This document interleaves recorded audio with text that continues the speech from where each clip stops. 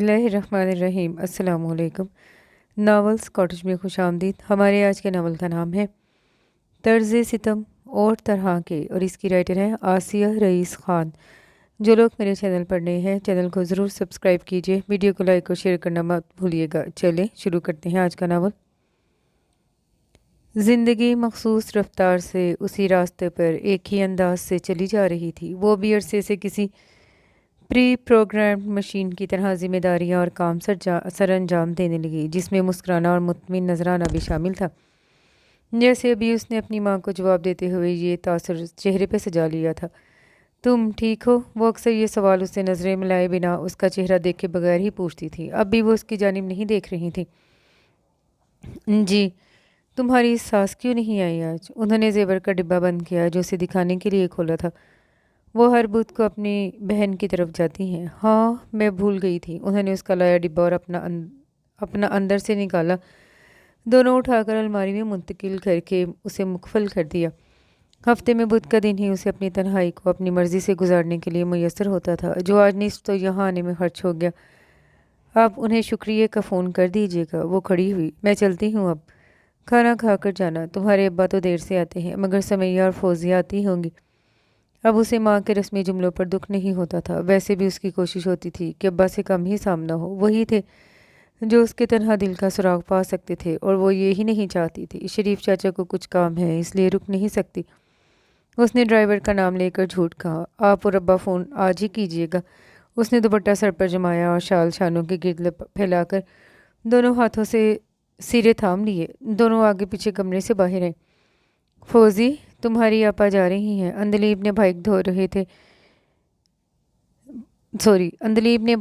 धो रहे फौजान को आवाज़ दी, जो उसने सुनी नहीं कि कानों के एयरपोर्ट्स ने बंद कर रखा था। रहने दे। वो उसे मतवज्जा करने इधर जाने लगी थी कि दानिया ने कहा। वो रुक गई। मैं कहूँगी मुनीरा भाभी से, वो तुम्हें शादी के लिए हफ्ता भर पहले भेज दें। वो गेट खोल रही थी, तब उन्होंने कहा। वो खामोश रही। उसे देखते ही कार से टिक कर सिगरेट पी रहे शरीफ चाचा ने जली सिगरेट फेंक कर जूते से मस ली और इसके लिए पिछले का दरवाज़ा खोला। अल्लाह हाफिज़ अम्मी। उसने अंदर बैठने से पहले उन्हें मुड़ के देखा, जो वहीं गेट के पास रुक गई थी। उन्होंने जवाब में हाथ हिला दिया। चले बिटिया? शरीफ चाचा ने अंदर बैठने हुए पूछा। जी। कार चल पड़ी। वो खिड़की से बाहर देखने लगी। वालदैन के घर से उसके ससुराल जाने वाला रास्ता बड़ा खूबसूरत था, और अपनी शादी के वाहिद हसीन तोहफे इस सफ़र का पूरे दिल से लुत्फ़ लेती थी। उसका छोटा सा शहर आम सा था, मगर 1 घंटे की मुसाफत पर मोमानी का शहर उसके शहर से बहुत खूबसूरत था। अब जो उनका दायमी रिहायशी ठिकाना था, वो कभी उसके ससुर यानी मामू ने फार्म हाउस के तौर पर तामीर किया था। नीचे उनके आम के बागात थे, और वहाँ से ऊपर जाती कच्ची सड़क टीले पर तामीर बंगले पर ख़त्म होती थी। उनकी वफ़ात के बाद मोमानी वहीं आकर बस गई। अब वो खुद ही बागात और दीगर मामलात की देखभाल करती थी। इसके अलावा उन्होंने गोट फार्मिंग से लेकर तबेले कायम करने जैसा हर कारोबार शुरू कर रखा था। बाहर की खूबसूरती ऐलान कर रही थी कि यह फरवरी का महीना है। हल्की सुनहरी धूप और रंग बदलते पेड़ और पत्ते उसे हमेशा ही अच्छे लगते थे। कुछ देर बाद रास्ते के किनारे चाय की दुकान और होटल दिखाई दी, तो उसे अचानक याद आया।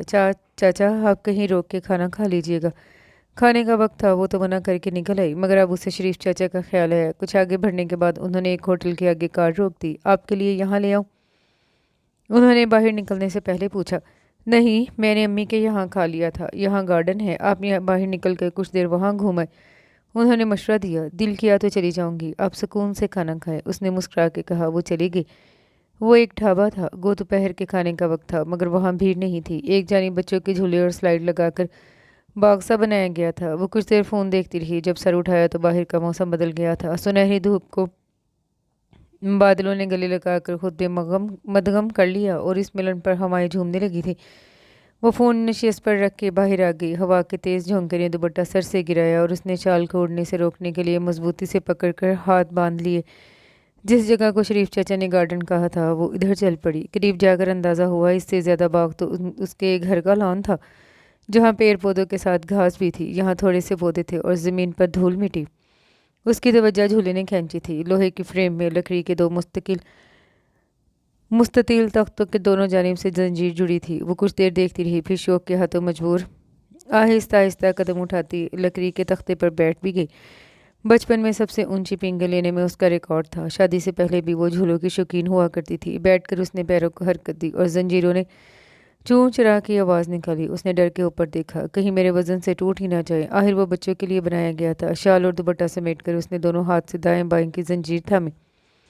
अब इतना ज़्यादा भी नहीं मेरा वजन। पहले ख्याल को रद्द करते हुए उसने पैर ज़मीन पर मारकर खुद को झूले समेत पीछे धकेला। जंग आलूद जंजीरों की कड़ियों की मखसूस आवाज़ बाग में फैल गई। उसने दाएं बाएं नज़र घुमाई, कोई ज़ीरो दिखाई न दिया। वो बेफिक्र होकर झूलने लगी। बुध के दिन हुमानी सुबह नाश्ते के बाद ही अपनी बहन से मिलने निकल जाती। वो वक्त और अपने मामूल की बड़ी पाबंद थी, और अब तो वो 2-2.5 साल से उन्हें देख रही थी। शायद ही उनके मामूल में फ़र्क पड़ता था। उनकी बहन बेवा थी, जिनकी 2 बेटियां और सबसे छोटा बेटा अभी स्कूल में थे। उनकी मुकम्मल कफ़ालत वो ही करती थी। ऐसा ना था कि वो फ़ीस अदा करके ये अखराजात की रकम देकर बड़ी ज़िम्मा हो जाती, बल्कि वो उनके स्कूल कॉलेज की कारकर्दगी और रकम का हिसाब किताब भी पूरा रखती थी। हर हफ्ते ये चक्कर इसी मकसद से होता था। वो खुद ड्राइव करके जाती और रात के खाने से पहले वापस आ जाती। और सुबह जाने से पहले उन्होंने उसे अपनी ख्वाबगाह में बुलाया था।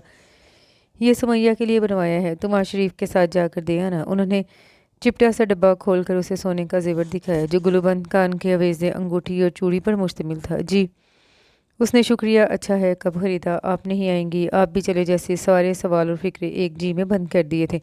उन्होंने बंद डिब्बा उसे थमा दिया। वो खूब जानती थी इतनी जल्दी वो जेवर घर पहुंचाने का मकसद और मतलब क्या था, क्योंकि अभी शादी में वक्त था। 4 दिन पहले ही तारीख तय हुई थी। वो उसे और समधी समधन को जो जिताना चाहती थी, अब तो उसकी ज़रूरत भी नहीं रही थी कि उसने समझौता कर लिया था। बाकियों ने कबूल कर लिया था। बिना कहे सुने ही उसे भी बावर करवा दिया गया, मगर उनका खौफ अब भी वैसा ही कायम था, जो उनसे अब भी इस किस्म के इकदाम करवाता था। उसे हफ्ते में इसी एक दिन का इंतज़ार होता, जब वो दुपट्टा शॉल उतार के अपनी मर्जी से सारे घर में जहाँ दिल करता वहाँ बैठती, जो दिल करता वो करती। कभी वर्ची खाने में घुसकर अपनी पसंद का कुछ बना लेती, वहीं खड़े खड़े या स्टूल पर बैठ के खा भी लेती। लॉन में घंटों चहलकदमी करती, हॉल के सोफे पर लेट कर टीवी लगा लेती, तो कभी लंबा वक्त लगा के मेकअप करने के बाद चेहरा धो डालती।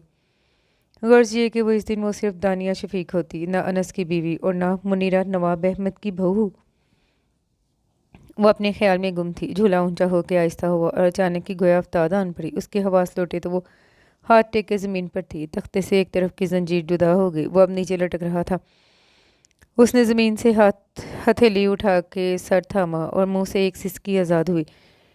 शुगर था कि झूला ऊंचा नहीं बल्कि रुकने के करीब था। उसने हथेली सामने की, जहां धूल के साथ नन्ही नन्ही सुर्ख बूंदे और जिल्द की छिली ऊपरी तह नजर आ रही थी।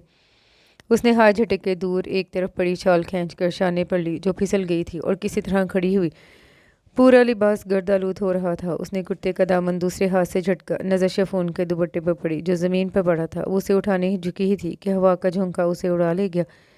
वो दुपट्टे के पीछे दौड़ी। जब दुपट्टा उसके सर से गुजरने लगा तो बेख्तियार उसने हाथ ऊंचा करके उसे पकड़ लिया। पिछले कई मिनटों से वो खामोश और कुछ चोर तमाशाई बना खड़ा था, जो अब मुमकिन नहीं रहा था। वो अपने अलावा किसी और की मौजूदगी के एहसास से ही एकदम मुहतात नजर आने लगी। उसकी वजह में वाज़ेह तब्दीली आई थी। ज़रा देर पहले वाली लापरवाही उसके अंदर से यकायक गायब हुई। अपने आप में मगन और झूले का लुत्फ लेने वाली लड़की यकायक अतराफ से बाखबर, बेआराम और चौकन्ना दिखाई दे रही थी। वो उसे देखते ही अपनी जगह रुक गई। झूला टूटते ही वो बेख्तियार आगे भरा, मगर अगले पल ही रुक गया कि यूं सामने पहुंचकर उसे खजल करना मुनासिब नहीं था। इसके अलावा वहाँ कोई और मौजूद नहीं। इसी एहसास के तहत वो खुद में और माहौल में गुम थी। उसने उसके इस अंदाज को बड़ी आसानी से महसूस कर लिया। जिस तरह वो चलती हुई वहाँ तक आई थी, फिर झूले पर बैठते ही बदल गई थी। ये दो फ़र्क इस मुदाहलत से रोक रहे थे, मगर अब वो उसे देख चुकी थी। उसका गुलाबी दुपट्टा हाथ में लिए आगे है। वो शाल अपने गिर्द लपेट चुकी थी, दूसरे हाथ से कपड़े भी झटक लिए थे। इस तरफ पानी है। अमन ने दुपट्टे वाला हाथ आगे बढ़ाते हुए कहा, थैंक यू। उसने दुपट्टा लिया और शाल के ऊपर से सर पर ओढ़ लिया। अमन को उसकी उम्र और लहजे की संजीदगी, अंदाज की बड़ी बड़ी मिस मैच महसूस हुई। वो खिलाकर भी मुस्कुराई तक नहीं। उस तरफ वो इधर उधर देखने लगी थी कि अमन ने पीछे इशारा किया। वो पलट के उस जानिब चल पड़ी। झाड़ियों के पीछे नल नहीं बल्कि हैंड पंप था। दानिया ने अपनी हथेली और पैरों को देखा, फिर नज़र उठा के कार की तरफ। वो शरीफ चचा से पानी मंगवा कर भी हाथ पैर साफ कर सकती थी। वो यूं ही कार तक जाने का फैसला करती, तब तक वो वहाँ पहुंचकर हैंड पंप चलाना शुरू कर चुका था। दानिया ने निकली नज़र उसे देखा, फिर पानी को ज़िया से बचाने की खातिर आगे जाके पैर उसके नीचे रख दिए। चप्पलों समेत पैर धोने के बाद उसने झुक के पहले जख्मी हथेली धोई, फिर दूसरी। Thank you. वो पीछे हुई। वही संजीदा बेतासुर रस्मी लहजा, उसके मावराई हुस्न से बिल्कुल मुतजाद। وہ شال سے بڑی احتیاط سے زخمی ہتھیلی خشک کر رہی تھی۔ اسی وقت شریف چچا کار کے پاس پہنچے اور اسے اندر نہ پا کر چاروں جانب نظر دہرائی۔ وہ انہیں وہیں سے دکھائی دے گئی تھی، ساتھ کھڑا ایک اجنبی بھی۔ وہ تیز قدم اٹھاتے ان کے پاس پہنچے۔ کیا ہوا بیٹا؟ میں جھولے پر بیٹھی تھی اور وہ ٹوٹ گیا تو گر گئی، مٹی لگ گئی تھی، سب جگہ وہی صاف کر رہی تھی۔ اس کا پرسکون اور ٹھہرا ہوا لہجہ عام نہیں تھا، اس عمر میں تو قطعی نہیں۔ چوٹ تو نہیں آئی کہیں؟ نہیں۔ اتنے برس میں وہ ماہر دروغگو بن گئی تھی۔ چلے، وہ یوں بات کر رہی تھی جیسے وہ موجود ہی نہیں۔ امن کو برا لگا، وہ یوں نظر انداز کیے جانے جیسا غیر اہم بھی نہیں تھا۔ وہ کار کی طرف چل پڑی۔ شریف چاچا نے اسے دیکھا۔ السلام علیکم، اس نے سلام کیا۔ وہ اسے بغور دیکھ رہے تھے۔ وعلیکم السلام، مسافر ہو؟ یہاں وہی لوگ رکتے تھے؟ جی، موسم خراب ہو رہا ہے، شاید بارش ہو، زیادہ دیر یہاں رکے نہیں، گھر پہنچنے کی جلدی کیجیے، انہوں نے مشورہ دیا۔ جی۔ وہ ایک نظر اس پر ڈال کر چلے گئے۔ ان کی پیشانی شکن آلود تھی۔ وہ یاد کرنے کی کوشش کر رہے تھے کہ وہ لڑکا کس سے مشابہ ہے، یا کیا اسے پہلے بھی کہیں دیکھا ہے۔ امن وہاں سے نکل کر پارکنگ والے حصے میں آیا۔ تب تک وہ کار میں بیٹھ چکی تھی۔ وہ کار نظروں سے غائب ہونے تک اسے دیکھتا رہا۔ اگر یہ دوبارہ کہیں مل گئی تو سمجھوں گا اللہ مجھ پر مہربان ہے، اس نے خود سے کہتے ہوئے آسمان کی طرف دیکھا تھا۔ ویسے یہ کبھی نہ بھولنے والی لڑکی تھی۔ اس پل اسے یقین تھا کہ وہ اسے ہمیشہ یاد رہے گی۔ وجہ محض اس کا غیر معمولی حسن نہیں تھا، اس کے ساتھ کچھ اور بھی غیر معمولی تھا جسے وہ اس وقت سمجھ نہ پایا، نہ کوئی نام دے پایا، مگر وہ بے نام انجانا احساس اس سے لپٹ گیا تھا جس نے اسے خاص اور منفرد بنایا تھا۔ وہ زخمی ہتھیلی کو دیکھتی تو کبھی مٹی سے اٹے کپڑوں کو۔ وہ اداس یا بددل نہیں تھی، بلکہ ہتھیلی کا ہلکا سا درد، جلن اور داغدار لباس، سب اسے نیا اور اچھا لگ رہا تھا۔ ہوا کی وجہ سے اس کے بال بھی بکھر گئے جنہیں اس نے دوپٹے سے ڈھانک لیا تھا۔ ایک عرصہ ہوا تھا وہ صاف ستھری، بنی سوری، بے داغ، دنیا کی ہر گرد اور میل سے پاک زندگی گزار رہی تھی۔ مومانی نے اسے ہر جانب اور ہر طرح سے انچھوئی بنا رکھا تھا۔ وہ ایک قیمتی سجاوٹ کا سامان ہو کے رہ گئی تھی جسے احتیاط سے جھاڑ پونچھ کے شیشے کے پردے کے پیچھے سجا دیا جاتا ہے۔ مومانی کے دیگر کار نمایاں کی طرح وہ بھی ان کی سلطنت میں ان کی ایک ٹرافی کی حیثیت حاصل کر چکی تھی۔ مومانی کی تعریف کا ذریعہ، ان کی دریا دلی کا ثبوت، ان کی شفقت اور محبت کا محور مرکز مگر سچ بس وہ جانتی تھی۔ لگتا ہے بارش ہوگی، شریف چچا کی آواز پر وہ چونکی اور کھڑکی کا شیشہ نیچے کر دیا۔ فضا میں بھیگی سی خوشبو اور خنکی تھی۔ گھر پہنچنے تک بارش شروع ہو چکی تھی۔ شریف چچا اسے دروازے کے آگے اتار کر چلے گئے۔ گھر سناٹے میں ڈوبا تھا۔ وہ ہال میں آ کے صوفے پہ بیٹھنے کی بجائے لیٹ گئی۔ آنکھیں بند کیے وہ کتنی دیر بارش کا شور سنتی رہی۔ دل مچل رہا تھا کہ وہ باہر برستی بوندوں کو خود پر محسوس کرے، لیکن یہ بھی بہت سی خواہشوں کی طرح بس دل میں مچلنے کے لیے تھی۔ بارش کے موسم میں اپنے گھر کے چھوٹے سے صحن میں بھیگنا کبھی اس کا پسندیدہ عمل تھا۔ اس کا شوق چھوٹی سی آرزو پوری کر کے ملنے والی خوشی کا سامان جو اب دسترس سے دور تھا۔ اب تمہارے پاس اتنا کچھ ہے کہ تمہیں خوش ہونے کے لیے ان معمولی باتوں کی ضرورت نہیں، اس نے تلخی سے سوچا اور اٹھ بیٹھی۔ مومانی کے آنے سے پہلے اسے حلیہ بدلنا تھا، جبکہ ابھی ظہر بھی باقی تھی۔ وہ سستی سے چلتی کمرے میں آ گئی۔ غسل کے بعد نماز پڑھ کے وہ ہتھیلی پہ مرہم لگانے بیٹھی تو وہ اجنبی یاد آ گیا۔ وہ نہ پکڑتا تو دوپٹہ اڑ ہی گیا تھا۔ ہتھیلی کی چھلی جلد پر سفید نرم مرہم کی تہ لگاتے ہوئے اس نے دل میں شکر ادا کیا۔ موسم کی وجہ سے مومانی بھی جلدی آ گئی تھی۔ مغرب کے بعد بارش کا زور کم ہوتے ہوئے ختم ہو گیا۔ ان کی آمد کے ساتھ نفیسہ چچی بھی گوری کو لے آئی تھی۔ منیرا کے جاتے ہی وہ انہیں کوارٹر میں بھیج دیتی تھی کہ مومانی واپس ہوں گی تب آ جانا۔ شام کو تھمی بارش رات کو اچانک تیز طوفانی ہواؤں کے ساتھ مسلسل شروع ہو گئی تھی۔ اس بار تیور طولانی تھے۔ بالوں کی گھن گرج نے اسے بھی بار بار جگایا اور پھر نیند ہی اڑ گئی۔ اسی لیے صبح فجر کے بعد لیٹی تو 8 بجے بھی اس کا بستر سے نکل کر باہر جانے کا دل نہیں تھا۔ وہ مزید سونا چاہتی تھی، مگر اس کے چاہنے سے کیا ہونا تھا۔ فون اٹھا کے وقت دیکھنے کے بعد وہ نیند بھری آنکھوں سے اٹھ گئی کہ 9 بجے مومانی میز پر ہوتی اور ان کے ساتھ اس کی موجودگی بھی ضروری تھی۔ باہر سے مومانی کی آوازیں آ رہی تھیں، یعنی وہ آج اپنے وقت سے پہلے ہی کمرے سے نکل گئی تھی۔ ضرور کل رات کی بارش کی وجہ سے کچھ ہوا ہوگا۔ الماری سے کپڑے نکالتے ہوئے اس نے سوچا۔ باہر آئی تو ہلچل مچی ہوئی تھی۔ اسے بھی علم تھا بے موسم بارش، اور وہ بھی فروری کی بارش، آم کی فصل کے لیے بری ہوتی ہے، مگر اسے کوئی افسوس نہیں تھا۔ مومانی کے پاس اتنا کچھ تھا کہ ایک موسم کی فصل خراب بھی ہو تو کوئی مذائقہ نہیں تھا۔ اتنے عرصے بعد موسم کی وجہ سے کل کا دن اس نے کچھ مختلف طریقے سے گزارا، اس کے بدلے یہ نقصان تو بڑا معمولی تھا۔ میں ذرا نیچے دیکھا ہوں، دیر ہو جائے تو تم ناشتہ کر لینا، اسے دیکھتے ہی انہوں نے کہا اور شریف چچا کو کارڈ نکالنے کا اشارہ کیا جو منتظر حکم وہاں کھڑے تھے۔ نیچے سے مراد باغات تھے۔ انہیں تشویش تھی، اسی لیے وہ ناشتہ کیے بنا ہی جا رہی تھی۔ وہ ان کے ساتھ باہر آئی۔ ہر طرف جھل تھل تھا، اسے صحیح معنوں میں بارش کی شدت کا ادراک ہوا۔ گڈو لان کی صفائی میں لگا ہوا تھا۔ ان کے جانے کے بعد وہ وہیں سیڑھیوں پر بیٹھ کے بہت نقصان ہوا ہے۔ پیچھے سے نفیسہ چاچی کی آواز آئی۔ یہ بتا رہے تھے کہ شہر میں راستے پر کئی پیڑ گرے ہیں، کتنے گھروں کی چھتیں اڑ گئی ہیں۔ وہ شریف چچا کی بیوی تھی۔ گوری اور گڈو ان دونوں کے بچے تھے اور سب ہی مومانی کے وفادار ملازم۔ فصلیں الگ خراب ہوں گی، آپ کے لیے چائے لاؤں؟ آخر انہیں یاد آیا کہ کیوں آئی تھی۔ لے آئیں، دل کیا کمرے میں جا کر سو جائے دوبارہ، مگر مومانی کسی بھی وقت واپس آ سکتی تھی۔ جلد آ گئی اور وہ سوتی رہی تو بہتر تھا، اب وہ ان کا انتظار ہی کرتی۔ کئی دفعہ اس کا دل کرتا تھا کہ اسے بھی اپنے ساتھ کام کرنے کا موقع دیں، اسے بھی کام سمجھائیں سکھائیں۔ اس کا وقت بھی ان کی طرح مصروف گزرنے لگتا تو تنہائی یوں عذاب نہ لگتی، مگر وہ اسے اس سب سے دور ہی رکھتی تھی۔ گویا یہ کام صرف ان کے لیے تھا، یا پھر بیٹے کے لیے جو ان سب کا مالک بھی تھا۔ نفیسہ چچی چائے دے گئی، جو اس نے سیڑھیوں پر بیٹھے بیٹھے ہی ختم کی۔ لان میں خاصا کیچڑ تھا، لہذا وہ نیچے نہیں اتری۔ مومانی اسے ناشتے کی اجازت دے گئی تھی، مگر اس نے نفیسہ چچی کو منع کر دیا کہ وہ ان کے آنے کے بعد ساتھ ہی کریں گی۔ آنکھیں نیند سے بوجھل ہونے لگی تو وہ اٹھ کے اندر آ گئی۔ صوفے پر بیٹھ کر تازہ اخبار دیکھتے ہوئے جانے کب اس کی آنکھ لگ گئی۔ امن اندر آتے ہی ٹھٹک کے رک گیا۔ What, seriously? اس نے سامنے صوفے پر سر آگے جھکائے سو رہی دانیہ کو پہلے آنکھیں پھاڑ کے دیکھا، پھر آنکھیں میچ کے کھول کے دوبارہ۔ کل سے اب تک جو ایک لمحے کو بھی ذہن سے محو نہیں ہوئی تھی، وہ سامنے تھی۔ الحمدللہ، اس کی مسکراہٹ و تشکر بڑا بے ساختہ تھا۔ اللہ اس پر مہربان جو تھا۔ رک گیو کے پیچھے سے آواز آئی۔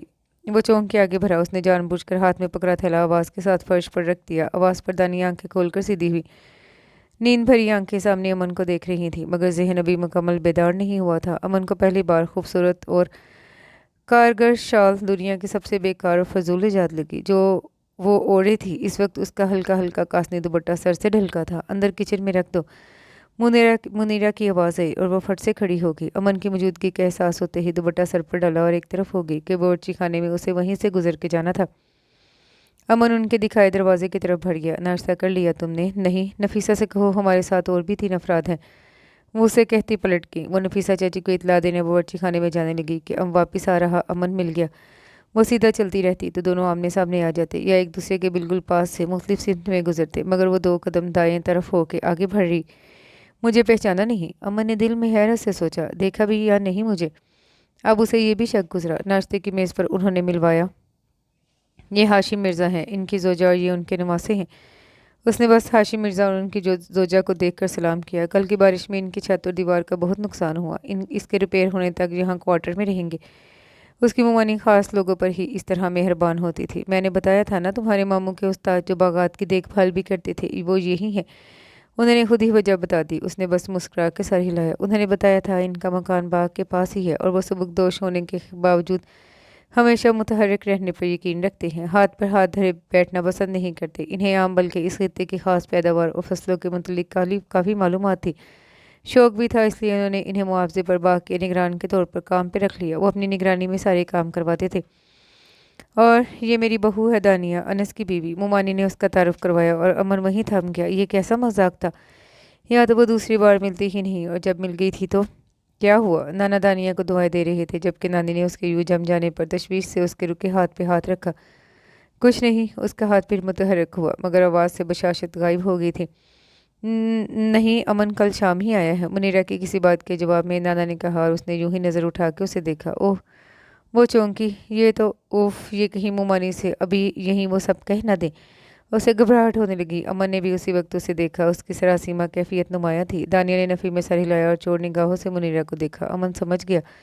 اس نے آنکھیں ہلکے سے بند کر کے یقین دلایا کہ ایسا نہیں ہوگا۔ دانیہ اپنی پلیٹ پر جھک گئی، جبکہ وہ اپنا بوجھل ہوتا دل سنبھالے زبردستی وہاں بیٹھنے پر مجبور تھا۔ نظر بار بار اس کی جانب اٹھ رہی تھی اور ضمیر ملامت کیے جا رہا تھا۔ وہ بغائب دماغی سے ناشتہ کرتی رہی۔ اس نے سنا ہی نہیں کہ وہاں کیا گفتگو ہو رہی ہے۔ امن کو اب کچھ اچھا نہیں لگ رہا تھا۔ ذرا دیر پہلے والی خوشی کافور ہو چکی تھی۔ دوپہر کا کھانا بھی وہ تینوں ان کے ساتھ کھانے والے تھے۔ نفیسہ اور گوری کو انہوں نے کوارٹر کی صفائی کے لیے بھیجا، جہاں ان تینوں کا قیام ہونا تھا۔ وہ اپنے شوہر کے عزیز لوگوں، ان کی عزیز چیزوں کا خیال اسی طرح دل سے خیال رکھتی تھی۔ اس نے خود آگے بڑھ کے ہمت کی، میں کچن دیکھ لوں، کچھ بنا لیتی ہوں، ورنہ ان کے آنے تک دیر ہو جائے گی۔ وہ اس آرام دہ زندگی اور آسائشوں کے بیچ کس قدر اداس اور تنہا تھی، اس کے علاوہ کوئی نہیں جانتا تھا۔ ایسے کام کی اجازت مل جانا اسے خوش کر دیتا تھا۔ یہ مومانی کے مزاج پر تھا، کبھی ہاں کہہ دیتی، کبھی منع کر دیتی۔ ادھر نانی بار بار اسے پوچھ رہی تھی، کیا ہوا، تم اتنے چپ کیوں ہو گئے ہو اچانک؟ کچھ دن کی بات ہے، تمہارے نانا نے بات کر لی ہے، جلد چھت اور دیوار ٹھیک ہو جائیں گی تو چلے جائیں گے اپنے گھر۔ وہ اسے کوارٹر والی پیشکش قبول کر لینے کی ناراضگی سمجھ رہی تھی۔ ان کا بیٹا نظر نہیں آیا؟ اس نے عجیب ہی سوال کیا۔ وہ یہاں نہیں رہتا، دبئی یا امریکہ کہیں ہوتا ہے۔ تو وائف ساتھ نہیں رہتی؟ سنا ہے وہ آتی جاتی رہتی ہے، مگر زیادہ وقت ساس کے ساتھ ہوتی ہے۔ نئی نئی شادی ہوئی ہے؟ نہیں، 3 برس تو ہو گئے ہیں، بڑی دھوم دھام سے ہوئی تھی، آج بھی یاد ہے مجھے۔ میں بھی ذرا اندر دیکھوں؟ وہ اٹھ کر اندر چلی گئی۔ وہ جسے کوارٹر کہا جا رہا تھا اس کے پورچ میں کرسی پر بیٹھا تھا۔ بنگلے کے دائیں جانب 2 کاٹیج کی طرز پر 3 کمروں پر مشتمل 2 چھوٹے مکان تھے۔ باورچی خانہ، خوابگاہ اور ہال کے آگے پورچ تھا۔ اس نے گہرا سانس لے کر آنکھیں مینچی اور وہی آنکھوں کے پیچھے تھی، شال سنبھالتی جھولے کی طرف آتی ہی وہ بے حد حسین اور پرکشش تھی۔ بنا کسی آرائش زبائش کے آس پاس کی ہر شے کو پس منظر میں دھکیل کر اس چہرے کے غالب آ جانے والی خوبی تھی، اس کا اپنی عمر سے مطابقت نہ رکھنے والا حلیہ اور انداز، یا پھر خود کو تنہا سمجھ کے اس کے انداز میں دائرئی تبدیلی۔ جانے کس نے اسے نگاہیں اسی منظر پر جمائے رکھنے پہ مجبور کیا تھا۔ اس نے آنکھیں کھول دی۔ زندگی میں مایوسیاں پہلے بھی ملی تھی، مگر یہ پہلی مایوسی تھی جو شکست محسوس ہو رہی تھی، ایسی شکست جس کے بعد کوئی چاہ باقی نہیں بچتی۔ پاگل نہ بنو، اس نے خود کو ڈپٹا۔ وہ کئی دنوں سے نانا نانی کو قائل کرنے کی کوشش کر رہا تھا کہ کچھ دن اس کے پاس آ کر رہیں۔ نانی مان گئی، مگر نانا نہیں۔ تم کبھی یہاں 10-15 دن آ کر رہو تو جانو، ہم لوگ شہر میں زندہ رہنے کے قابل نہیں۔ وہ انہیں منانے، غلط ثابت کرنے چلایا، اور آتے ہی سب کچھ غلط ہو رہا تھا۔ اس کی بس کا پنکچر ہونا، بے موسم بارش، طوفان، چھت اور دیوار کا ڈہ جانا، اور اس گھر میں قیام جہاں وہ اجنبی بھی موجود تھی، جس سے دوبارہ ملنے اور ملتے رہنے کی انوکھی خواہش چند گھنٹوں میں ہی دعا میں ڈھل گئی تھی۔ پہلی دفعہ دعا کی قبولیت نے دل توڑا ہے، اس نے یاسیت سے سوچا۔ جب دوپہر میں نانی نے کھانے کے لیے چلنے کو کہا تو جزبز ہوا۔ اچھا نہیں لگے گا تم نہیں آؤ گے تو؟ چلو۔ انہوں نے اس کا لیپ ٹاپ بند کر کے ایک طرف رکھا اور اپنا ہاتھ بڑھایا۔ وہ ان کا جھڑیوں زدہ ہاتھ تھام کے کھڑا ہو گیا۔ نانا وہی تھے۔ گزشتہ دن کی بارش کے بعد آنے والی فصل کو کیسے بچایا جائے، وہ اور منیرا اس کی منصوبہ بندی کر رہے تھے۔ یہ سب نانا کے پسندیدہ کام تھے۔ نانی کے ساتھ اندر داخل ہو کے اس نے سلام کیا۔ آ جائیں، کھانا لگ گیا ہے، دانیہ نے دروازے سے کہا۔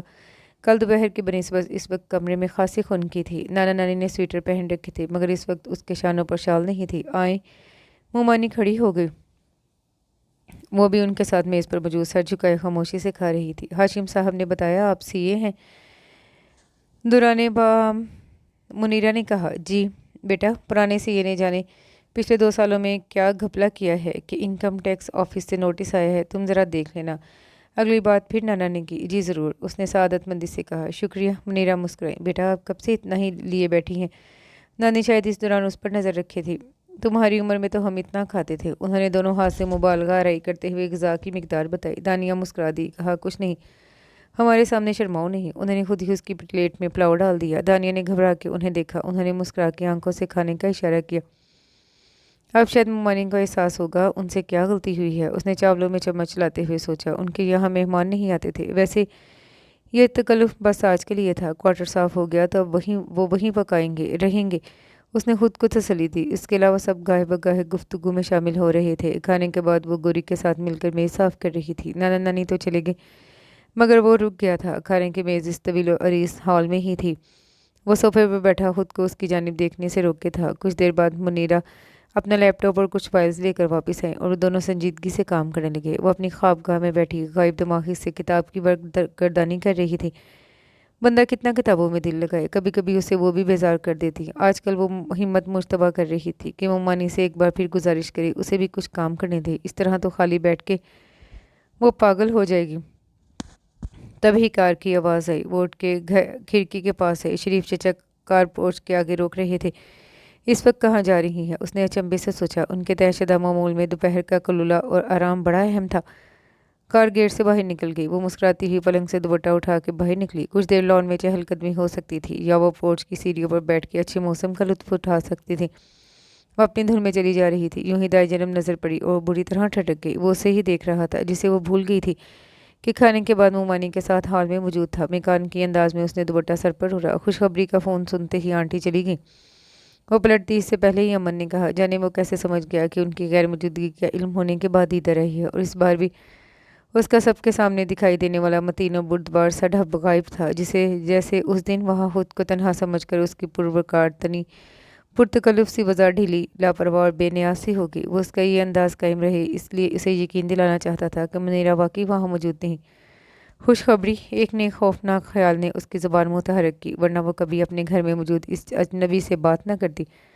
جی، آپ کے طبیلے میں نئی ولادت ہوئی ہے۔ بات تو لاہول کہہ کر ہنسنے والی یا اسے گھورنے والی تھی، مگر اس نے سکون کا سانس لیا۔ آپ کا ہاتھ کیسا ہے اب؟ اب کے دانیہ نے چونکے اور کچھ ناگواری سے اسے دیکھا، مگر مقابل کے چہرے کی سادگی اور سنجیدگی نے فوراً ناگواری کا تاثر نگل لیا۔ ٹھیک ہے، اس نے اپنی ہتھیلی کو مٹھی کی شکل دی۔ باہر تیز ہوائیں اب بھی تھیں۔ وہ واپس جانے لگی کہ تیز ہوا کے جھونکے سے کھڑکی کے پردے اڑنے لگے۔ اگلا جھونکا پہلے سے زیادہ تند تھا۔ امن نے جھک کے میں اس کے کاغذات سمیٹے اور ان پر لیپ ٹاپ رکھ دیا۔ تبھی کھڑکی کے پاس کھڑا گلدان زمین بوس ہو گیا۔ وہ کھڑکی بند کرنے آگے بڑھی۔ امن اس سے پہلے کھڑکی تک پہنچنے کی کوشش میں لمبے ڈگ بھرتا گیا ہے، تبھی ان کے پیچھے زور کا دھماکہ ہوا۔ دونوں اپنی جگہ سے مڑ کے ادھر دیکھنے لگے۔ اس کی اور انس کی شادی کی تصویر الٹی فرش پر پڑی تھی۔ امن تصویر سے قریب تھا، مگر وہ ادھر جانے کی بجائے آگے جا کر کھڑکی بند کرنے لگا۔ دانیہ نے پاس جا کے احتیاط سے تصویر اٹھانے کی کوشش کی۔ وہ 1.5-2 فٹ کا فریم تھا۔ کسی طرح فریم سیدھا کیا، جس پر لگا شیشہ جگہ جگہ سے ٹوٹ کر فرش پر بکھرا تھا۔ وہ کبھی ان تصاویر کو دیکھتی نہیں تھی۔ اس کمرے میں شادی کی 3 تصویریں ایسی جگہ نصب تھی کہ گھر میں داخل ہونے والا انہیں دیکھے بنا رہ ہی نہیں سکتا تھا۔ مومانی ہر کسی کی یادداشت میں ان کا جوڑا اور اپنا بیٹا اسی طرح زندہ رکھنا چاہتی تھی۔ 2 تصاویر کچھ دن پہلے مومانی نے دوبارہ سے نئی فریم میں لگانے کے لیے دے رکھی تھی۔ فریم میں قید اپنی مسکراتی شرماتی حسین صورت اسے اجنبی سی لگی۔ شاید یہی آخری پل تھا جب وہ دل سے مسکرائی تھی، خوش ہوئی تھی۔ اس کی ساری توجہ اپنی دلہن بنی صورت پر تھی۔ وہ اس پر ہاتھ پھیرتے ہوئے بھول گئی کہ شیشہ ٹوٹا ہے۔ امن نے اس کا ہاتھ پکڑ کے کھینچا۔ تب تک کانچ کا ٹکڑا ہتھیلی میں کھپ چکا تھا۔ اس نے کانچ کھینچا اور اس جگہ پر انگوٹھا رکھتے ہوئے جیب سے رومال نکالا۔ کچھ سیکنڈ میں یہ سب ہوا اور اتنی دیر وہ شراروں پر تھی۔ بے یقینی اور خوف اتنا تھا کہ ہاتھ لرز رہا تھا، مگر وہ خود کو پتھر محسوس کر رہی تھے۔ امن نے رومال ہتھیلی پر رکھ کے اسے دیکھا اور ٹھٹک گیا۔ اس کے سرخ چہرے پر ہوائیاں اڑ رہی تھی۔ وہ صدمے کی کیفیت میں تھی۔ کچھ لوگ خون دیکھ کر ڈر جاتے ہیں، اسے لگا وہ انہی میں سے ہے۔ زیادہ گہرا زخم نہیں ہے، پریشر سے بلڈ رک جائے گا۔ کچھ آئنمنٹ لگا لیں، ٹھیک ہو جائے گا۔ اس نے دھیرے سے ہاتھ چھوڑ دیا، اس امید پر کہ وہ وہی رومال پر ہاتھ رکھ دے گی، مگر ہاتھ آزاد ہوتے ہی یوں جھولنے لگا جیسے بے جان ہو۔ رومال فرش پر گر چکا تھا۔ ان سب میں اس کے کسی جذبے کا عمل دخل نہیں تھا۔ یہ کسی بھی انسان کو اس حالت میں دیکھ کر رونما ہونے والا انسانی عمل تھا، مگر اب اسے دیکھ کر اسے شرمندگی گھیرنے لگی۔ آپ ٹھیک ہیں؟ جب سراسیمہ سے دانیہ کی وضع بدلی نہ تاثر، تو اسے پوچھنے پڑا۔ اس کی ہتھیلی سے بوند فرش پر ٹپکی اور امن نے پھر ہاتھ پکڑ کے رومال رکھنا چاہا۔ اس بار اس نے ہاتھ کھینچ لیا اور اٹھ کے ٹانگوں پر کھڑے ہوتے ہی وہ بری طرح لڑکھڑائی۔ ایک بار پھر وہ بے احتیاط اسے گرنے سے سنبھالنے کے لیے آگے آیا، مگر پھر رک گیا۔ دانیہ نے اسے دیکھ کر اپنی خوابگاہ کی طرف دوڑ گئی۔ امن اس کی نظر میں الجھا رہا۔ کیا تھا ان میں، کیا نہیں تھا ان میں؟ اس نے جھک کے رومال اٹھایا۔ حیرت، افسوس، غصہ۔ طے شدہ سفید رومال کے درمیان میں اس کا کچھ حصہ رہ گیا تھا۔ بے یقینی، تنہائی، اذیت۔ وہ سوچتا رہا اس نظر میں کیا تھا، کیا نہیں تھا۔ اس نے رومال جیب میں رکھا، فریم وہیں چھوڑ کے میز کے پاس آیا۔ ہوائیں اب بھی تیز تھی، لیکن کھڑکی بند ہونے کی وجہ سے کمرے کے اندر اتنی شدت نہیں رہی تھی۔ اس نے لیپ ٹاپ کھولا۔ چند میلز خود کو ای میل کرنے کے بعد وہ بھی جانے کا ارادہ کر چکا تھا۔ انکم ٹیکس اور پرانے سی اے کی ای میلز دیکھتے ہوئے اس کا ہاتھ رک گیا۔ انس نواب کی وہ ای میل چند ماہ پرانی تھی۔ اس کی نگاہ بے ساختہ فرش پر پڑی، فریم کی جانب اٹھی۔ اس نے تصویر میں موجود دوسرے شخص کو دیکھا ہی نہیں تھا۔ اگلے پل اس نے سر جھٹک کے مطلوبہ ای میلز فارورڈ کی، لیپ ٹاپ بند کر کے ضروری فائلز اٹھائیں اور وہاں سے نکل کر کوارٹر کی طرف چل پڑا۔ ہوائیں اب بھی تیز تھیں۔ اس موسم میں کیا چھت بنے گی؟ نانی نے اسے دیکھتے ہی سوال داغا۔ نانا بھی قریب ہی بیٹھے تھے۔ بن جائے گی نیک بخت، تھوڑا صبر رکھو۔ وہ فالے تباہی پر رکھ کے نانا کے بازو میں دیوان پر بیٹھ گیا۔ وہاں ڈرائنگ روم میں ہوا سے تصویر گر کر ٹوٹ گئی ہے۔ میں شریف کی بیوی سے کہہ دیتی ہوں، صاف کر لے گی۔ نانی اٹھ کے باہر نکلی۔ میں بھی یہ کام دیکھ لوں۔ ہاں جاؤ، نانا نے خوش دلی سے کہا۔ ان کے انداز میں اس کے لیے فخر تھا۔ وہ مسکرا دی اور فائلیں اٹھا کے کمرے میں آ گیا۔ ارادہ تو تھا کہ مفصل سارے ریکارڈ دیکھے گا، مگر وہ دروازہ بند کر کے بستر پر گر گیا۔ وہ نظر جیسے اس سے چمٹ گئی تھی۔ دکھ، یاس، افسوس۔ ذہن اب بھی اسے ہی ڈیکوڈ کرنے میں مصروف تھا۔ خوف، شوق یا نیا پہلا احساس؟ آنکھ بند کرے یا کھلی رکھے، اس کا چہرہ سامنے تھا۔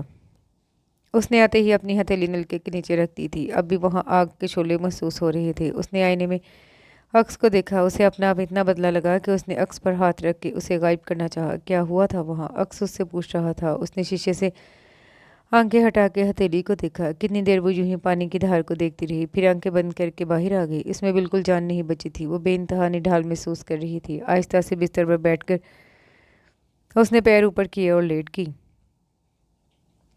ये इतने सारे इत्तेफाक क्यों हो रहे हैं? पहली बार उसने अमन से पहली मुलाकात और इसके हाशिम मिर्ज़ा का नवासा होने, बारिश में छत गिरने, मुनीरा के उन्हें क्वार्टर में ले आने और फिर सीए का काम भी उसे ही सौंपने को एक साथ सोचा। और अब उसने होंठ खींच के हथेली को देखा। झूले से गिरने पर भी वही जख्मी थी और अब कांच भी उसे ही में लगा।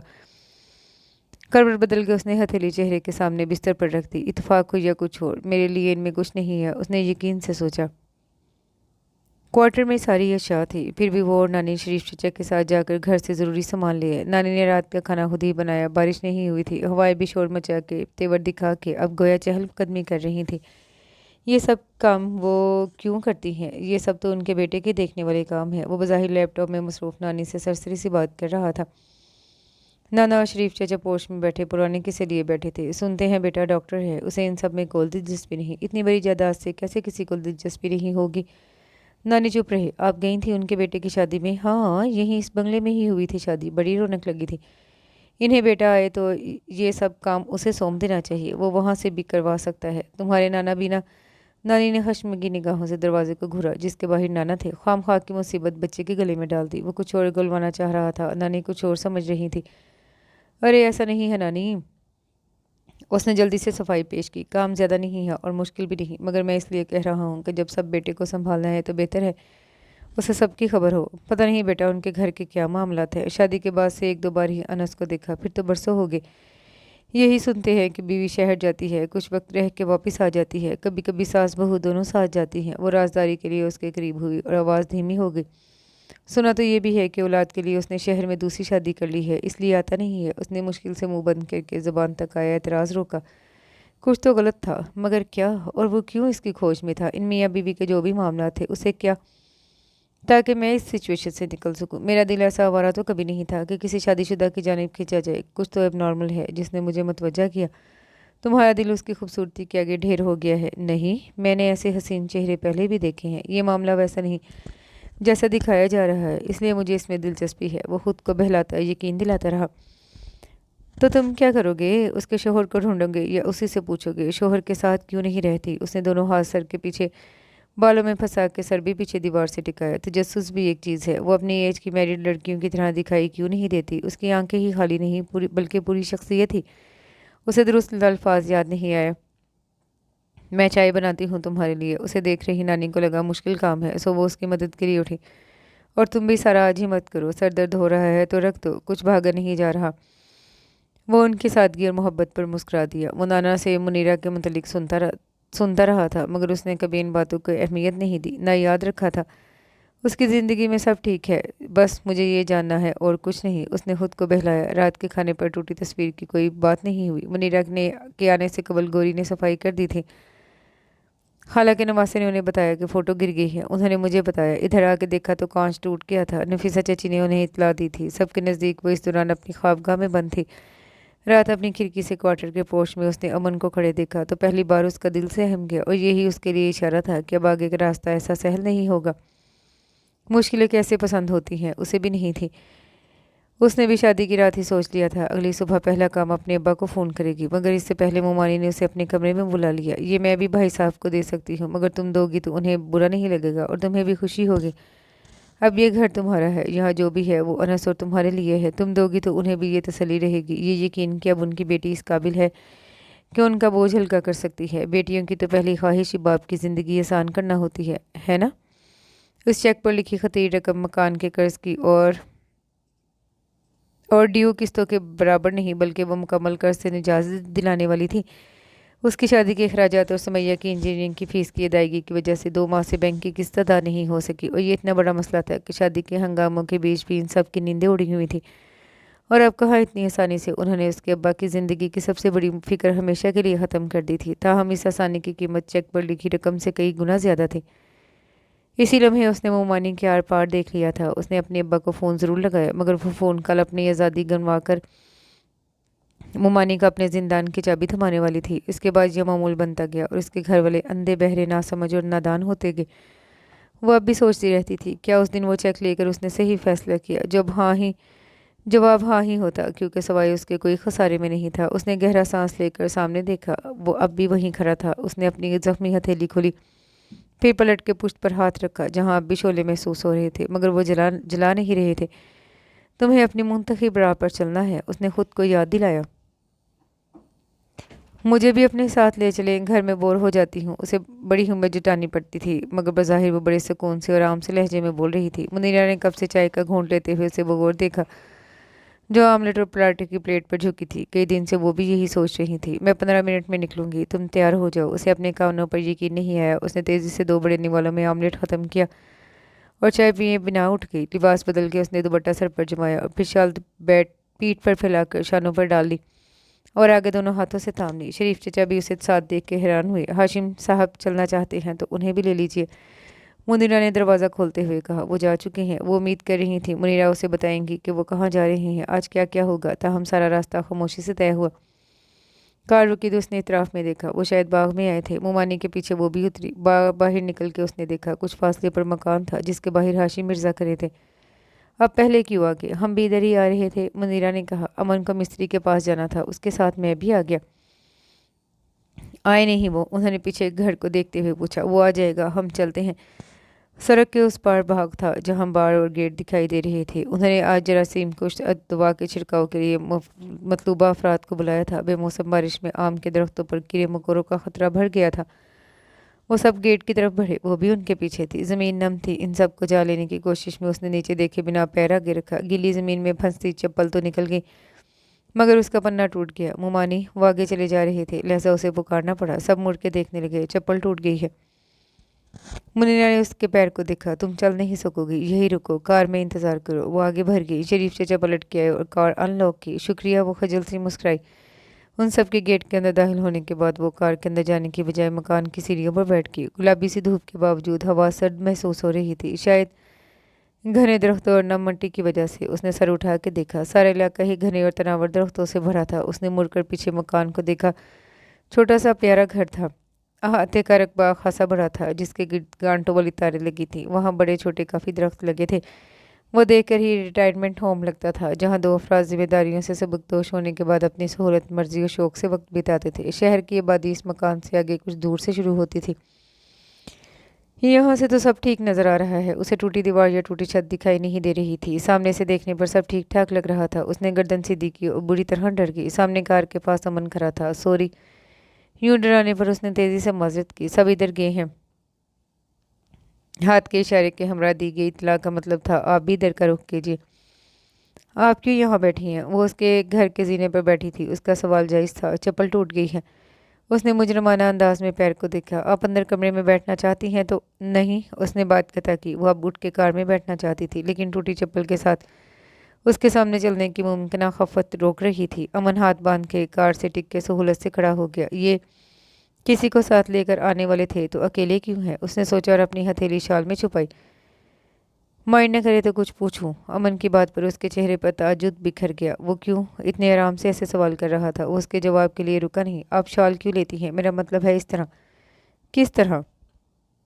उसने कुछ बरहमी और तेजी से पूछा। अंदाज उसे अपनी नापसंदीदगी बावर करवाने वाला था। मैंने आप ज़िंदगी में सर्दी से बचने के लिए यूज़ होते देखी है, या फैशन या फिर स्टेटस सिंबल के तौर पर लोग अमूमन एक शोल्डर पर डालते होते हैं। इसके अलावा फिल्मों और ड्रामों में कोई मिडिल एज संजीदा किरदार या बेवा किसी ट्रेजेडी से गुजरी लेडी लेती हैं, जिसकी ज़िंदगी में किसी नई शुरुआत या नए शख्स की गुंजाइश नहीं होती। आपको देखकर स्क्रीन के वो उदास, दुखी, संजीदा, तन्हा किरदार याद आ जाते हैं। ये गेटअप आंटी के लिए सूटेबल है, आपके लिए नहीं। ना आपकी वो उम्र है, फिर क्यों आप वो तासुर देना चाहती हैं? बात जितनी अजीब व गरीब थी, दानिया के चेहरे पर फैला तासुर भी वैसा ही हैरान कर। उसने कभी फिल्मों में शाल के इस्तेमाल पर रत्ती बराबर गौर नहीं किया था, मगर इस वक्त वो फिल्म और शाल के मौजू के माहिर की तरह एतमाद से बोल रहा था। और दानिया, जिसे इस बेसरोपा तकरीर और तज्जिए पर उसे सख्त जवाब देना चाहिए था, वो हैरानी से उसे देख रही थी। आहिस्ता आहिस्ता आंखों में आंसू जमा होने लगे। तो मुमानी ये चाहती थी। उसके सवाल और बातों के बेतुकेपन और बरहमी पर नया इंकशाफ, नया दुख हावी हो गया था। वो वाकई 40-42 साल बुर्दबार औरत की तरह बर्ताव करने लगी थी। कह तो कहीं गुम हो गए, जहाँ हंसना होता वहाँ भी मुस्कुरा देती। आवाज़ धीमी होती गई और जुमले मुख्तसर। उसके मिजाज और रवैये की इस नहज पर मोमानी ने धीरे धीरे धकेला था। बड़े गैर महसूस तरीके से अमन उसे ही देख रहा था। जब खोई खोई सी लग रही थी तभी वहां रिक्शा रुका। मिस्त्री अपने मजदूर और सामान के साथ आया था। वो टूटी चप्पल संभालती सीढ़ी से उतरी। अमन कार से दूर हुआ। वो दरवाज़ा खोलकर अंदर बैठ गई। दरवाजे का कुफल खोलते हुए उसे यकीन हो गया कि वो उसके सच वो नहीं है जो सबको दिखाया जा रहा है, और इसे अब वही जानना था जो मख्फी था। सारी दुनिया से कुछ सब कुछ छुपाने वाली इस लड़की के गैर मामूली रद्द-ए-अमल नज़रअंदाज करने वाले न थे, कम अज़ कम उसके लिए। कुछ देर बाद मुनीरा ने शरीफ चचा को भेजा कि उसे घर छोड़ आए। पहला दिन ही उसका आखिरी दिन साबित हुआ था। घर पहुंचकर वो आईने के सामने खड़ी खुद को देख रही थी। सर पर जमा दुपट्टा और शानों से लिपटी शॉल। उन्हें मुझसे क्या सुनना था? उन्हें क्यों इतनी दिलचस्पी है कि मैं शाल क्यों और कैसे ओढ़ती हूँ? अगली दफ़ा मैं इतनी बात करने का मौका ही नहीं दूंगी। उसने आहिस्ता से शाल उतार कर कुर्सी पर रख दी। अपने लिबास को देखा तो एहसास हुआ वो कितना लंबा सफ़र मुखालिफ सिमत में तय कर चुकी है। इस मुकाम पर शादी से पहले वाली दानिया और इसमें ज़मीन आसमान का फ़र्क था। मुख्तलिफ तराश खराश के कुर्ते खरीदने की शौकीन दानिया को 3 पीस सूट खुद पर ज़रा अच्छे नहीं लगते थे। वो हमेशा चंद दुपट्टों और पैंट प्लाजो के साथ मिक्स एंड मैच के असूल पर कम खर्च में अपनी पसंद से मुनफरिद अंदाज का लिबास पहनती थी। लिबास के मामले में उसकी यही पहचान थी कि वो खुद अपनी डिज़ाइनर थी। एक दुपट्टा और एक बॉटम वो कई कुर्तों पर चला लेती। ये ज़िंदगी तुमने खुद अपने लिए चुनी है, ज़मीर ने याद दिलाया। हाँ, और मैं आखिर तक अपने फैसले पर कायम रहूंगी। उसने तो एक कन से सोचा और शाल उठाकर ओढ़ ली। अचानक कुछ याद आया और पहली बार उसने शाल और इस वाक़े को जोड़ा। उसकी खाला के पोते का अकीका था, जहाँ खाला की नंद का बेटा उसके आसपास ही मंडला रहा था। बहाने बहाने से उसके पास आने, बात करने और चीज़ें पेश करने की कोशिश कर रहा था। ख़ानदान की खूबसूरत लड़की होने के बायस वो ऐसे रवैयों की आदी थी। कम उम्री से ही वो उन्हें नज़रअंदाज करना सीख गई थी। मगर अब वो शादीशुदा थी और इस रवैये की उम्मीद नहीं रखती थी। तब उसने पहली बार सोचा कि उसे हमेशा अकेली और अनस के बिना मुमानी के साथ देख के सब ने अपने मफरूज़े कायम कर लिए हैं। सबकी नज़रें उसे मुख्तलिफ अंदाज में देखने लगी हैं। उसके अगले दिन ही मुमानी ने उसे जमावर शाल दी थी। वो सर्दियों का मौसम था और वो उसे उनका तोहफ़ा और खबरगिरी समझती रही, जब तक कि मौसम के इख्तिताम पर उन्होंने पतली सी पश्मीना शाल देते हुए कहा, ये कम गर्म है, गर्मियों में वो शाल नहीं चलेगी। तब उसने जाना वो शाल सर्दियों के लिए नहीं थी, बल्कि हर मौसम के लिए उसके लिबास का जुज़ थी। इसके बाद वो वक्तन फ़वक्तन शाल के तोहफे देती रहती। अब वो उनके मुतल्लिक़ इतना जान चुकी थी कि शालों पर तकरीर कर सकती थी। जामावर, कानी, पश्मीना, जरी वाली, दोनों जानिब से इस्तेमाल होने वाली उनकी बनाई डिज़ाइन कीमत सब पर वो सैर हासिल गुफ्तगू कर सकती थी। इतनी शालों के बावजूद वो रोज़मर्रा के लिए गहरी कथई जामावर शाल इस्तेमाल करती थी। इस पर बने पिछले बूटे उसे सबसे ज़्यादा पसंद थे। पहले वो उसे शरीफ चाचा के साथ उसके ज़रूरी काम या खरीदारी के लिए भेज देती थी, लेकिन इस वाक़े के बाद वो उसके शौक़ की हर चीज़, ज़रूरत का हर सामान, आला और महंगा तरीन खुद ही उसे ला कर देती थी। कभी खुद उसे साथ ले जाती, मगर अकेले। फिर उन्होंने मेके के अलावा उसे कहीं और नहीं भेजा।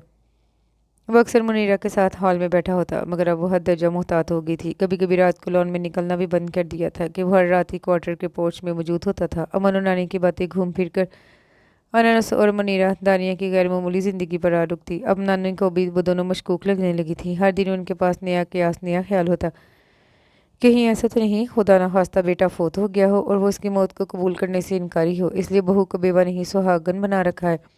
वो धीरे से उसके पास झुक के कह रही थी। उनकी ये बातें नाना से राज थीं। अमन खामोश रहा। इसके मुताबिक तो सूरत हाल इसके मुतजाद थी। वो सुहागन कम और बेवा ज़्यादा लगती थी। उसकी खामोशी पर नानी ने अपने क्यास पर उसकी राय तलब की। अगर ऐसा है तो इस लड़की के साथ बहुत ज़्यादती हो रही है। उसने स्क्रीन से निगाह नहीं हटाई। लेकिन लड़की के घर वाले भी तो हैं। ऐसा हो तो कौन अपनी बेटी को ऐसी ज़िंदगी गुजारने ससुराल छोड़ेगा? नए ख्यालात की आमद पर कोई बंदिश नहीं थी और नानी का जहन इस मामले में खासा ज़रखेज़ साबित हो रहा था। वो उन्हें देख के मुस्कुरा दिया। मैं नफीसा से पूछूंगी, वो तो इस घर में रहती है, ज़रूर अंदर की बात जानती होगी। कोई और मौका होता तो उन्हें मना करता, मगर यहाँ उनके मकसद मेल खाते थे। लिहाजा टोका ना रोका।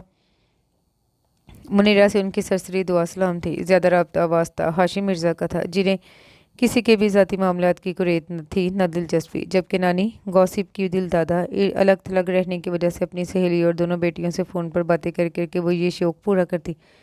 ये तो इस दफ़ा नवासा भी पहली बार उनके शौक़ में दिलचस्पी ले रहा था। ना आए तो मुझे फ़ोन कीजिएगा, मुझे आंटी से कुछ काम है। वो लैपटॉप बंद करते खड़ा हुआ। मुनीरा اور وہ پرانے ریکارڈ اور دستاویز میں الجھے تھے۔ تب باہر کار رکنے کی آواز آئی۔ مہمان آئے ہیں، گڈو نے آ کر اطلاع دی۔ منیرا اٹھ کے باہر جانے لگی کہ رک کے اسے دیکھا۔ آپ ادھر ڈرائننگ ٹیبل پر بیٹھ جائیں، ان کا کام ختم نہیں ہوا تھا۔ اوکے۔ وہ لیپ ٹاپ اور میز پر رکھے فولڈر لیے کھانے کی میز پر چلا گیا۔ سمیہ کے سسرال والے انہیں شادی کا دعوت نامہ دینے آئے تھے۔ سمیہ کی دادی ساس، سسر ساس اور ان کے ہمراہ اندلیب بھی تھی۔ گوری نے دانیہ کو اطلاع دی اور کچھ دیر بعد وہ بھی ہال میں چلی گئیں۔ رسمی باتوں کے دوران چائے پانی کے لوازمات سے تواضع ہو رہی تھی۔ آپ ابھی سے اپنے بیٹے کو بتا دیجیے تاکہ وہ شادی میں شریک ہو سکے، ہمیں بہت خوشی ہوگی۔ یہ سمیہ کی ساس تھی۔ وہ کم ہی ایک جگہ رہتا ہے، اکثر بیرون ملک کے دورے اچانک ہی کرنے پڑتے ہیں۔ وہ مانی تو اب ماہر تھی، بہو کو بھی ساتھ بھیجا کرے تو وہ جلد خوشخبری مل جائے گی انشاءاللہ، اسی لیے اب تک گود سنی ہے۔ جی، منیرا نے ہلکی سی ہنسی کے ساتھ پہلو بدلا۔ خالہ، یہ سب تو اللہ کے حکم سے ہی ممکن ہوتا ہے۔ اندلیب بھابھی کے بچاؤ کو آگے آئیں۔ دانیہ بھی جاتی ہے انس کے ساتھ باہر۔ سبھی جھوٹ بولتے تھے، وہ سر جھکائے بیٹھی تھی۔ وہ ان باتوں کی عادی تھی۔ 3 سال کم نہیں ہوتے۔ ایسا نہیں تھا کہ لوگ منیرا اور اس کے گھر والوں کی باتوں پر ایمان لے آتے تھے، بلکہ اس معاملے میں چہم گوئیاں اور قیاس رائیاں خاندان اور جان پہچان والوں کا پسندیدہ مشغلہ تھا۔ یہ معاملہ اس طرح چل رہا تھا تو دونوں فریقین کی مرضی اور مقصد کی وجہ سے، اور انہیں اس سے بھر کے دنیا اور لوگوں کی خاص پرواہ بھی نہیں تھی۔ بہو، انہیں تمہاری بھتیجی کی ڈاکٹر کا پتہ دے دو۔ اب کہ انہوں نے پہلے بہو کو مخاطب کیا، پھر منیرا کو دیکھا۔ اس کے علاج سے اس کی بھانجی کو 5 سال بعد بیٹا ہوا ہے، آپ بھی ضرور دکھائیں بہو کو۔ انہوں نے اسے دیکھا۔ تم دل چھوٹا نہ کرو، وظیفہ کرتی رہو، اب ہمیں اجازت دیجیے۔ سمیہ کے سسر کھڑے ہو گئے۔ وہ اپنی ماں کو خوب جانتے تھے، انہیں روکنے کا یہی ایک مؤثر طریقہ تھا۔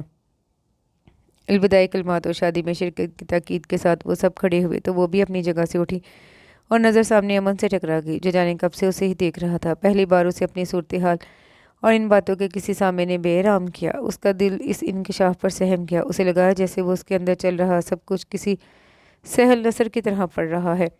اس نے شال کو مضبوطی سے مٹھی میں جکڑا اور اندلیب کے پیچھے ہو لی، جو داخلی دروازے کی طرف جا رہی تھی۔ ان کے جاتے ہی وہ کمرے میں آ گئی، جبکہ منیرا اور وہ پھر کام میں جٹ گئی۔ یہ الگ بات کہ اب اس کی توجہ ہٹ چکی تھی۔ جلد ہی وہ بھی سمیٹ کر کوارٹر میں آ گیا۔ سنو تو، نانی اس سے کچھ سنانے کو بے چین تھی۔ یہ بھی ہو سکتا ہے، میرے منہ میں خاک، لیکن ہو سکتا ہے کہ ان کا بیٹا کسی حادثے کا شکار ہو گیا ہو اور پھر ملا ہی نہیں، مطلب لاپتہ ہو، اور انتظار و امید میں، تم سمجھ رہے ہو نا، وہ اس کی لاش نہ ملی ہو کہنے سے کترا رہی تھی، جو اس نے دل میں کہا اور اگلے خیال پر شرمندہ ہو گیا۔ جو اللہ کرے ایسا ہی ہوا ہو۔ تھا نانی اسٹار پلس کم دیکھے؟ اس نے پیار سے ان کے گال پر چٹکی لی۔ ہاں، ایسے ہی خیال آیا، وہ کھسیانی ہو گئی۔ اتنے دنوں بعد پہلی بار وہ اس وقت وہاں نہیں تھا۔ 10 منٹ وہیں دیکھتے ہوئے جب اسے یقین ہو گیا وہ واقعی آج گھر کے باہر نہیں، وہ شال لپیٹ کر دبے پاؤں لان میں آ گئی۔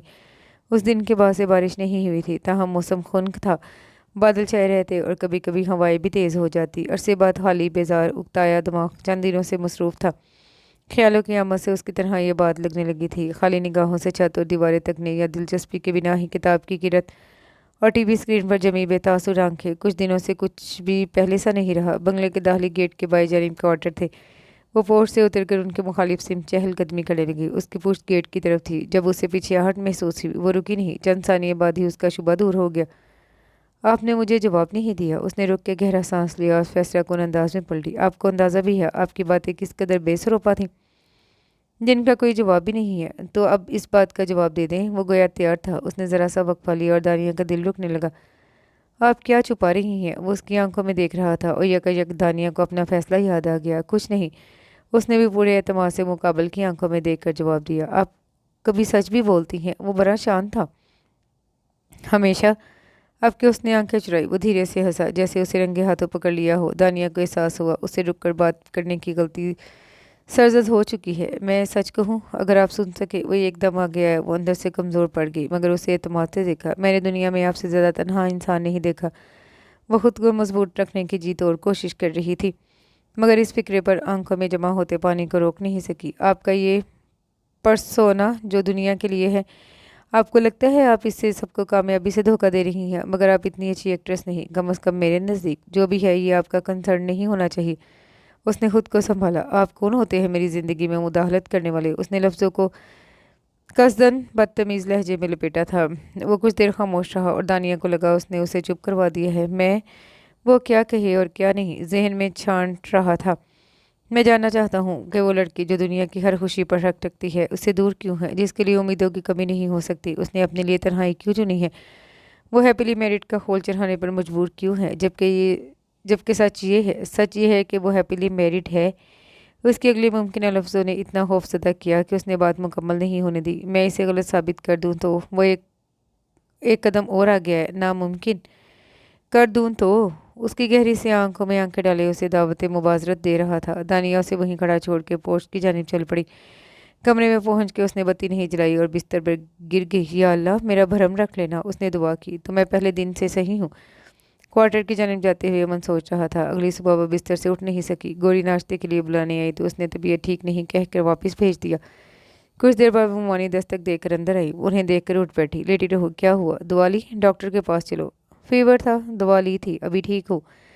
کمزوری ہے، ریسٹ سے ٹھیک ہو جاؤں گی۔ یہ سارے جھوٹ سارا دن خوابگاہ سے باہر نہ نکلنے کا سامان تھے۔ آرام کرو، زیادہ طبیعت بگڑے تو مجھے فون کرو، میں آج گھر پر ہی ہوں۔ جی۔ تبھی گھوری اس کا ناشتہ لے آئی۔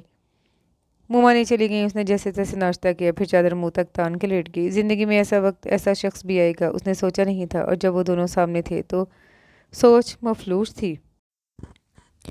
وہ 2 دن کمرے سے نکلی ہی نہیں، نہ کھڑکی کے پاس گئی۔ تیسرے دن باہر نکلی تو خبر ہوئی وہ چلا گیا ہے۔ اس نے سکون کا سانس لینا چاہا، مگر دور دور تک بے قراری پھیل چکی تھی۔ ہاشم مرزا کے مکان کا کام بھی ہو گیا تھا۔ وہ اپنا مختصر سامان لے کر واپس اپنے گھر چلے گئے تھے۔ ان کے جانے کے بعد اس نے گوری اور نفیسہ چچی کی باتوں سے جانا کہ اس کے والدین نے طلاق کے بعد دوسری شادیاں کر لی تھیں۔ اس کا ملنا جلنا دونوں خاندانوں سے تھا، مگر وہ بچپن میں اسکول مکمل ہونے تک نانا نانی کے پاس رہا تھا، اس کے بعد ہاسٹل، اس لیے اب بھی زیادہ وقت نانا نانی کے ساتھ گزارتا تھا۔ اندلیب کا فون آیا تھا کہ تمہیں شادی کے لیے کچھ دن پہلے بھیج دوں۔ رات کے کھانے کے دوران منیرا نے کہا، میں وہاں رکوں گی نہیں، شام میں آ جایا کروں گی، جب بھی جانا ہو شریف کے ساتھ چلی جانا۔ ان دونوں میں نہ اختلاف ہوتا تھا، نہ بحث، نہ لڑائی۔ خالی کوارٹر کا خالی پوش اور ڈرائنگ روم کا خالی صوفہ اسے بھی اندر سے خالی محسوس کروا رہے تھے۔ اکثر وہ چونک اٹھتی کہ جانے کتنی دیر سے اسے سوچے جا رہی ہے۔ خود کو ڈانٹنے ٹپٹنے کا بھی کوئی فائدہ نہیں ہو رہا تھا۔ آخر وہ ذہن بٹانے کی نیت سے گھر چلی گئی، جہاں شادیاں کی تیاریاں زوروں پر تھیں۔ جہیز کے سارے بڑے اور قیمتی سامان کا ممانی نے کہہ رکھا تھا۔ زیور وہ پہلے ہی اس کے ساتھ بھجوا چکی تھی۔ ابا نے شادی تک چھٹی لے رکھی تھی۔ گھر نئے فرنیچر سے سجا تھا۔ وہ پہنچی تو نئے پردے لگ رہے تھے۔ سمیہ کے کمرے سے وہ اس کے جوڑے، جوتے اور دیگر سامان دیکھ کر باہر نکلی تو ابا نے پکارا، دانیہ بیٹا، میری الماری کے اوپر والے خانے میں دیکھو، ٹول باکس رکھا ہے، ذرا لے آنا۔ کمرے میں آ کر الماری کھولی تو اس کا حال بتا رہا تھا کوئی ابھی وہاں کچھ تلاش کر کے گیا ہے۔ اوپر کے خانے میں کوئی ڈبہ نہیں تھا۔ وہ نیچے بیٹھ کے دیکھنے لگی۔ اندر بچھے کاغذ کے نیچے کچھ موٹا سا محسوس ہوا۔ اس نے باہر کھینچا۔ اس کی عادت نہیں تھی، پھر بھی جانے کون سی طاقت تھی جس نے اس سے وہ لفافہ کھلوا لیا۔ وہ کاغذ دیکھتے ہوئے کھڑی ہوئی اور اس کی ہستی ڈول گئی۔ اس نے خود کو گرنے سے بچانے کے لیے الماری کا پٹ تھاما۔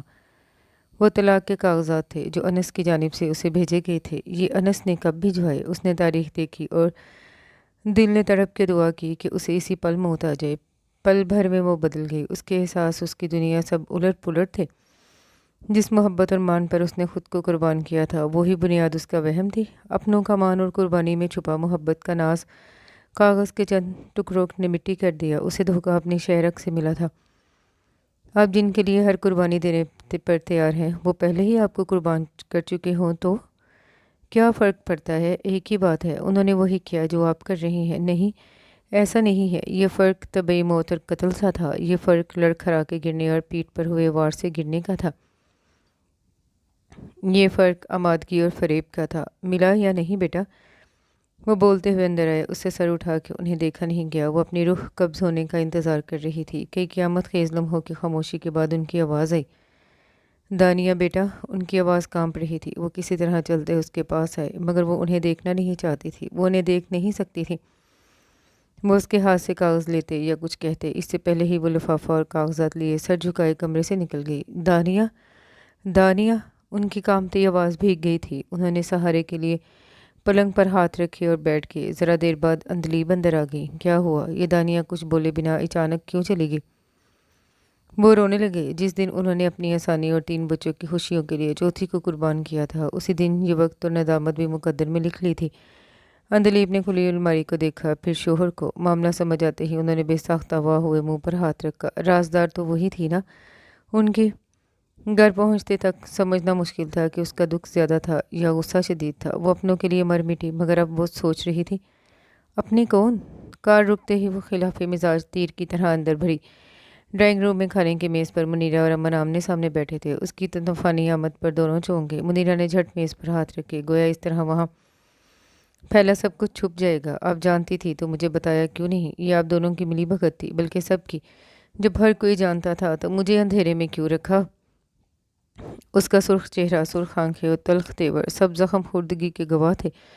پہلی بار وہ اس انداز، اس لہجے میں ان سے مخاطب تھی۔ کیا ہوا؟ کیا کہہ رہی ہو؟ وہ پہلے ہی اپنی برداشت کی آخری حد پر کھڑی تھی۔ آپ مجھے کہہ دیتی تو ہم دونوں مل کے اس سے اچھا ڈرامہ رچا سکتے تھے۔ اس نے وہ لفافہ ان کے سامنے پھینکا اور پلٹ گئی۔ منیرہ نے کانپتے ہاتھوں سے لفافہ اٹھایا۔ اس کا یہ روپ حیرت انگیز تھا۔ امن بھی الجھا تھا، دل کیا اس کے پیچھے جائے، مگر اس سے پہلے ہی لفافے سے نکلا کاغذ دیکھ کر منیرہ نے کن پٹی پر ہاتھ رکھا۔ وہ سمجھتا اس سے پہلے ہی وہ لہرا کے زمین پر گر چکی تھی۔ شریف چاچا نے فون کیا اور ڈاکٹر منیرہ کو دیکھ کر گیا تھا۔ وہ نیند آور انجیکشن کے زیر اثر سو رہی تھی۔ اس کے بعد شریف چاچا اور نفیسہ چچی کو اس نے کوارٹر بھیج دیا۔ وہ ان کی خوابگاہ میں ہی تھا۔ کچھ دیر بعد وہ واپس میز پر آیا، کاغذ کا وہ پلندہ اٹھا کے کچھ دیر دیکھتا رہا جس نے منیرہ کو بے ہوش کر دیا تھا۔ اسے لفافے میں رکھ کے باقی تصاویر اور چند پرچے بھی اٹھا کر ایک جگہ کی اور کچھ سوچ کے اس کے کمرے کے پاس پہنچا۔ دستک پر اس نے سوچا نفیسہ چچی یا گوری ہوگی تو انہیں واپس بھیج دے گی کہ کوئی اس کے کمرے میں آئے نہ دستک دے۔ آنسو خشک کرتے ہوئے اس نے دوپٹہ شانے پر ڈالا اور دروازہ کھولا۔ امن کو دیکھتے ہی اسے یاد آیا ڈرائنگ روم میں وہ بھی موجود تھا۔ ہم یہیں بات کریں یا ڈرائنگ روم میں؟ اس کا انداز ایسا حتمی تھا کہ اس نے باہر آ کر دروازہ بند کر دیا۔ امن واپس ڈرائنگ روم کی طرف بڑھا، دوپٹہ سر پر جماتی وہ اس کے پیچھے تھی۔ اب وہ آمنے سامنے کرسیوں پر بیٹھے تھے۔ آنٹی بے ہوش ہو گئی تھی۔ وہ اتنا سنتے ہی کھڑی ہونے لگی تھی کہ امن نے تیزی سے جوڑا۔ وہ اس وقت اپنے بیڈ روم میں سو رہی ہیں، ڈاکٹر انہیں دیکھ کر گیا ہے۔ اسے اپنی بے خبری کا افسوس ہوا، اتنا کچھ ہو گیا تھا اور وہ کمرے میں بند تھی۔ آپ اس بات پر اتنی ناراض کیوں تھی؟ اس نے لفافہ ذرا آگے کھسکایا جس میں طلاق نامہ تھا۔ اس نے سر جھکا لیا۔ وہ اسے کیا سمجھاتی؟ یہ اتنا آسان یا سادہ معاملہ نہیں تھا۔ میں انس سے مل کر آیا ہوں۔ دانیہ نے جھٹکے سے سر اٹھا کے دیکھا۔ امن نے سامنے دھری تصاویر اٹھا کے اس کے سامنے رکھ دی۔ وہ کچھ دیر ہونٹ بیچے اور پلکیں جھپک کر آنسو روکنے کی کوشش کرتی رہی، پھر ہاتھوں سے چہرہ چھپا کے رو پڑی۔ سچائی صرف وہ جانتی تھی۔ اس کا اور انس کا رشتہ ماموں نے طے کیا تھا اور اس بات پر اسے کیا سارے گھر کو ناز تھا۔ سب اترائے پھرتے تھے۔ وہ خاندان کی حسین ترین لڑکی تھی تو انس امیر ترین۔ ماموں کے مقابلے میں وہ سفید پوش تھے۔ ابا کی نوکری سے ٹھیک ٹھاک گزر بسر ہوتی تھی، لیکن مکان کی تعمیر کے لیے قرض لینے کے بعد گھر تو اپنا ہو گیا، مگر گزر بسر مشکل اور اوور ٹائم کے باوجود ابا کی تنخواہ کم پڑ جاتی۔ اس نے گھر بیٹھ کے ایم اے کیا تھا اور ابا کا ہاتھ بتانے ٹیوشن پڑھاتی تھی۔ منگنی زیادہ دن تک نہیں رہی کہ فوراً ہی شادی کی تاریخ طے کر دی گئی، مگر اس سے پہلے دل کے دائمی مریض ماموں چل بسے۔ ان کی خواہش کا احترام کرتے ہوئے شادی طے شدہ وقت پر ہی ہوئی۔ ساتویں آسمان پر پہنچی، امیدوں اور خوابوں سے بھرا دل لیے قیامت ڈھاتی حسین ترین دلہن پر انس نے پہلے جملے میں قیامت ڈھا دی۔ مجھے پاپا کی ضد اور مرضی تھی، میں کسی اور کو پسند کرتا ہوں، تم ماما کے پاس رہو گی اور میں وہاں دوسری شادی کروں گا۔ اسے اگر اپنے اکلوتے اور امیر ہونے پر ناز تھا تو اسے بھی اپنے حسن کا احساس تھا، اور سب سے بڑا سہارا اس کے ابا تھے، جو یہ سنتے ہی یا تو امن کو سیدھا کر دیتے یا اسے لے جاتے۔ اس نے سوچ لیا وہ صبح پہلا کام ابا کو فون کرے گی اور پھر وہی کرے گی جو وہ کہیں گے، مگر جیسے مومانی نے بھی پہلے ہی یہ سوچ رکھا تھا کہ وہ کیا کریں گی۔ جس پیار پر بھروسہ کر کے وہ ابا کو فون کرنا چاہتی تھی، اسی پیار نے اسے روک دیا۔ چیک پر لکھی رقم معمولی نہیں تھی۔ اس سے بہتر کون گھر کے حالات اور مالی پریشانیاں جانتا تھا۔ منٹوں میں اس نے ابا اور سب کی آسانی کو چن لیا۔ انس نے اس کے بعد اکیلے میں اس سے کوئی بات نہیں کی۔ ساری رسمیں تقریب ہوئی، دعوتیں بھی، سب کے سامنے وہ آپس میں چند لفظ بول لیتے۔ وہ شہر چلا گیا۔ منیرہ فون کر کے بلاتی، دھمکی دیتی تو 15-20 دن کے بعد ایک دن کے لیے آ جاتا۔ یہی معمول بنتا گیا۔ بیٹے کے رویے کی تلافی کے لیے مومانی اس پر اور اس کے گھر والوں پر مہربان ہوتی گئی۔ بات ایک چیک پر رکی نہیں، گھر کی تنگی ختم ہونے لگی۔ فوزان کا اس کوچنگ سینٹر میں داخلہ ہو گیا جس کی ضد میں وہ گھر والوں سے ناراض تھا کہ ابا نے منع کر دیا تھا۔ اتنی فیس وہ ادا نہیں کر سکتے تھے، اور اگر وہ انٹری ٹیسٹ میں اچھے نمبر لے بھی آتا تو MBBS کے اخراجات ان کی چادر سے باہر نکلا پیر تھا۔ مومانی نے فوزان کو اس کا بھی یقین دلا دیا کہ تم بس نیٹ پر नीट पर तवज्जो दो, आगे की फ़िक्र ना करो। सुमैया और फौजिया भी निजी कॉलेज में पढ़ रही थी। फौजिया को भी इंजीनियर बनना था। उनकी फ़राग दिली देख के फौजिया ने खुद ही हिम्मत करके मोमानी से बात कर ली और अगले दिन उन्होंने उसे फ़ीस की रकम दे भी दी। घर में उसे हाथों हाथ लिया जाने लगा। सबको खुश और मुतमिन देख के उसे लगता अच्छा ही किया किसी को बताया नहीं। इस दफ़ा अनस आया तो माँ बेटे की बहस भर के झगड़े की शक्ल इख्तियार कर गई। उसे वजह का इल्म न था, ना उसने जानने की कोशिश की, मगर जाने से पहले वो उसे बता गया कि वो माहिरा से शादी कर रहा है। उसे समझ नहीं आता, रोए चीखे चिल्लाए क्या करे, किसे बताए, किससे मशवरा ले। मोमानी का रवैया उसके साथ ऐसा था मानो कोई गैर मामूली बात हुई ही ना हो। थक हार के उसने हथियार डाल दिया और सोचों पर बंद बांधने में कामयाब हो गई कि जो होगा देखा जाएगा। एक दिन उसे फ़ोन पर अनस का वॉइस नोट मौसूल हुआ, जिसे सुनते ही उसके हाथ से फ़ोन छूट गया। जो होना था वो हो गया था। उसने उसे तलाक दे दी थी। माहिरा उसके बिना शादी के लिए तैयार नहीं थी। उसने शर्त रखी थी वो पहले उसे तलाक दे। जब से उसने दानिया की तस्वीर देखी थी उसकी मोहब्बत तंग दिल हो गई थी। इतनी हसीन बीवी किसी भी वक्त शोहर का दिल और तवज्जो जीत सकती थी। उसे अंदाज़ा हुआ था कि माँ क्यों ज़ोर ज़बरदस्ती से वहाँ बुलाती रहती हैं। उन्हें भी यही उम्मीद होगी कि आज या कल बहू की खूबसूरती उसे ज़ेर कर ही लेगी। वो सोचती रही क्या करे, किसे बताए। अब उसका मोमानी के साथ रहने का कोई जवाज़ नहीं था और ना मोमानी के पास उनकी मदद करने का। वो दम साधे मुंतज़िर थे कि मोमानी उसके पास आ गई, अब बम फटेगा। इससे ज़्यादा वो घर के फिर वही पहले से हालात सोच सोच कर परेशान थी। फौजान का क्या होगा, वो तो तूफ़ान उठा देगा। अगर उसका MBBS ना हुआ तो वो इकलौता और ज़िद्दी था। अब्बा कहाँ से लाएंगे इतने पैसे। और सबसे बड़ा अगर था कि मोमानी ने कह दिया कि वो सब कर्ज था वापस करें तो। मगर हफ्ता भर बाद भी कुछ ना हुआ। उसने मोमानी को टटोला, बगौर जायज़ा लिया, मगर उनके रवैये से बिल्कुल नहीं लगता था कि उन्हें तलाक का इल्म है। तो क्या अनस ने उन्हें बताया नहीं? हो सकता है वो उसने माहिरा को यकीन दिलाने का कहा हो। वो माँ को नाराज़ नहीं करना चाहता होगा, मगर तलाक तो हो गई है।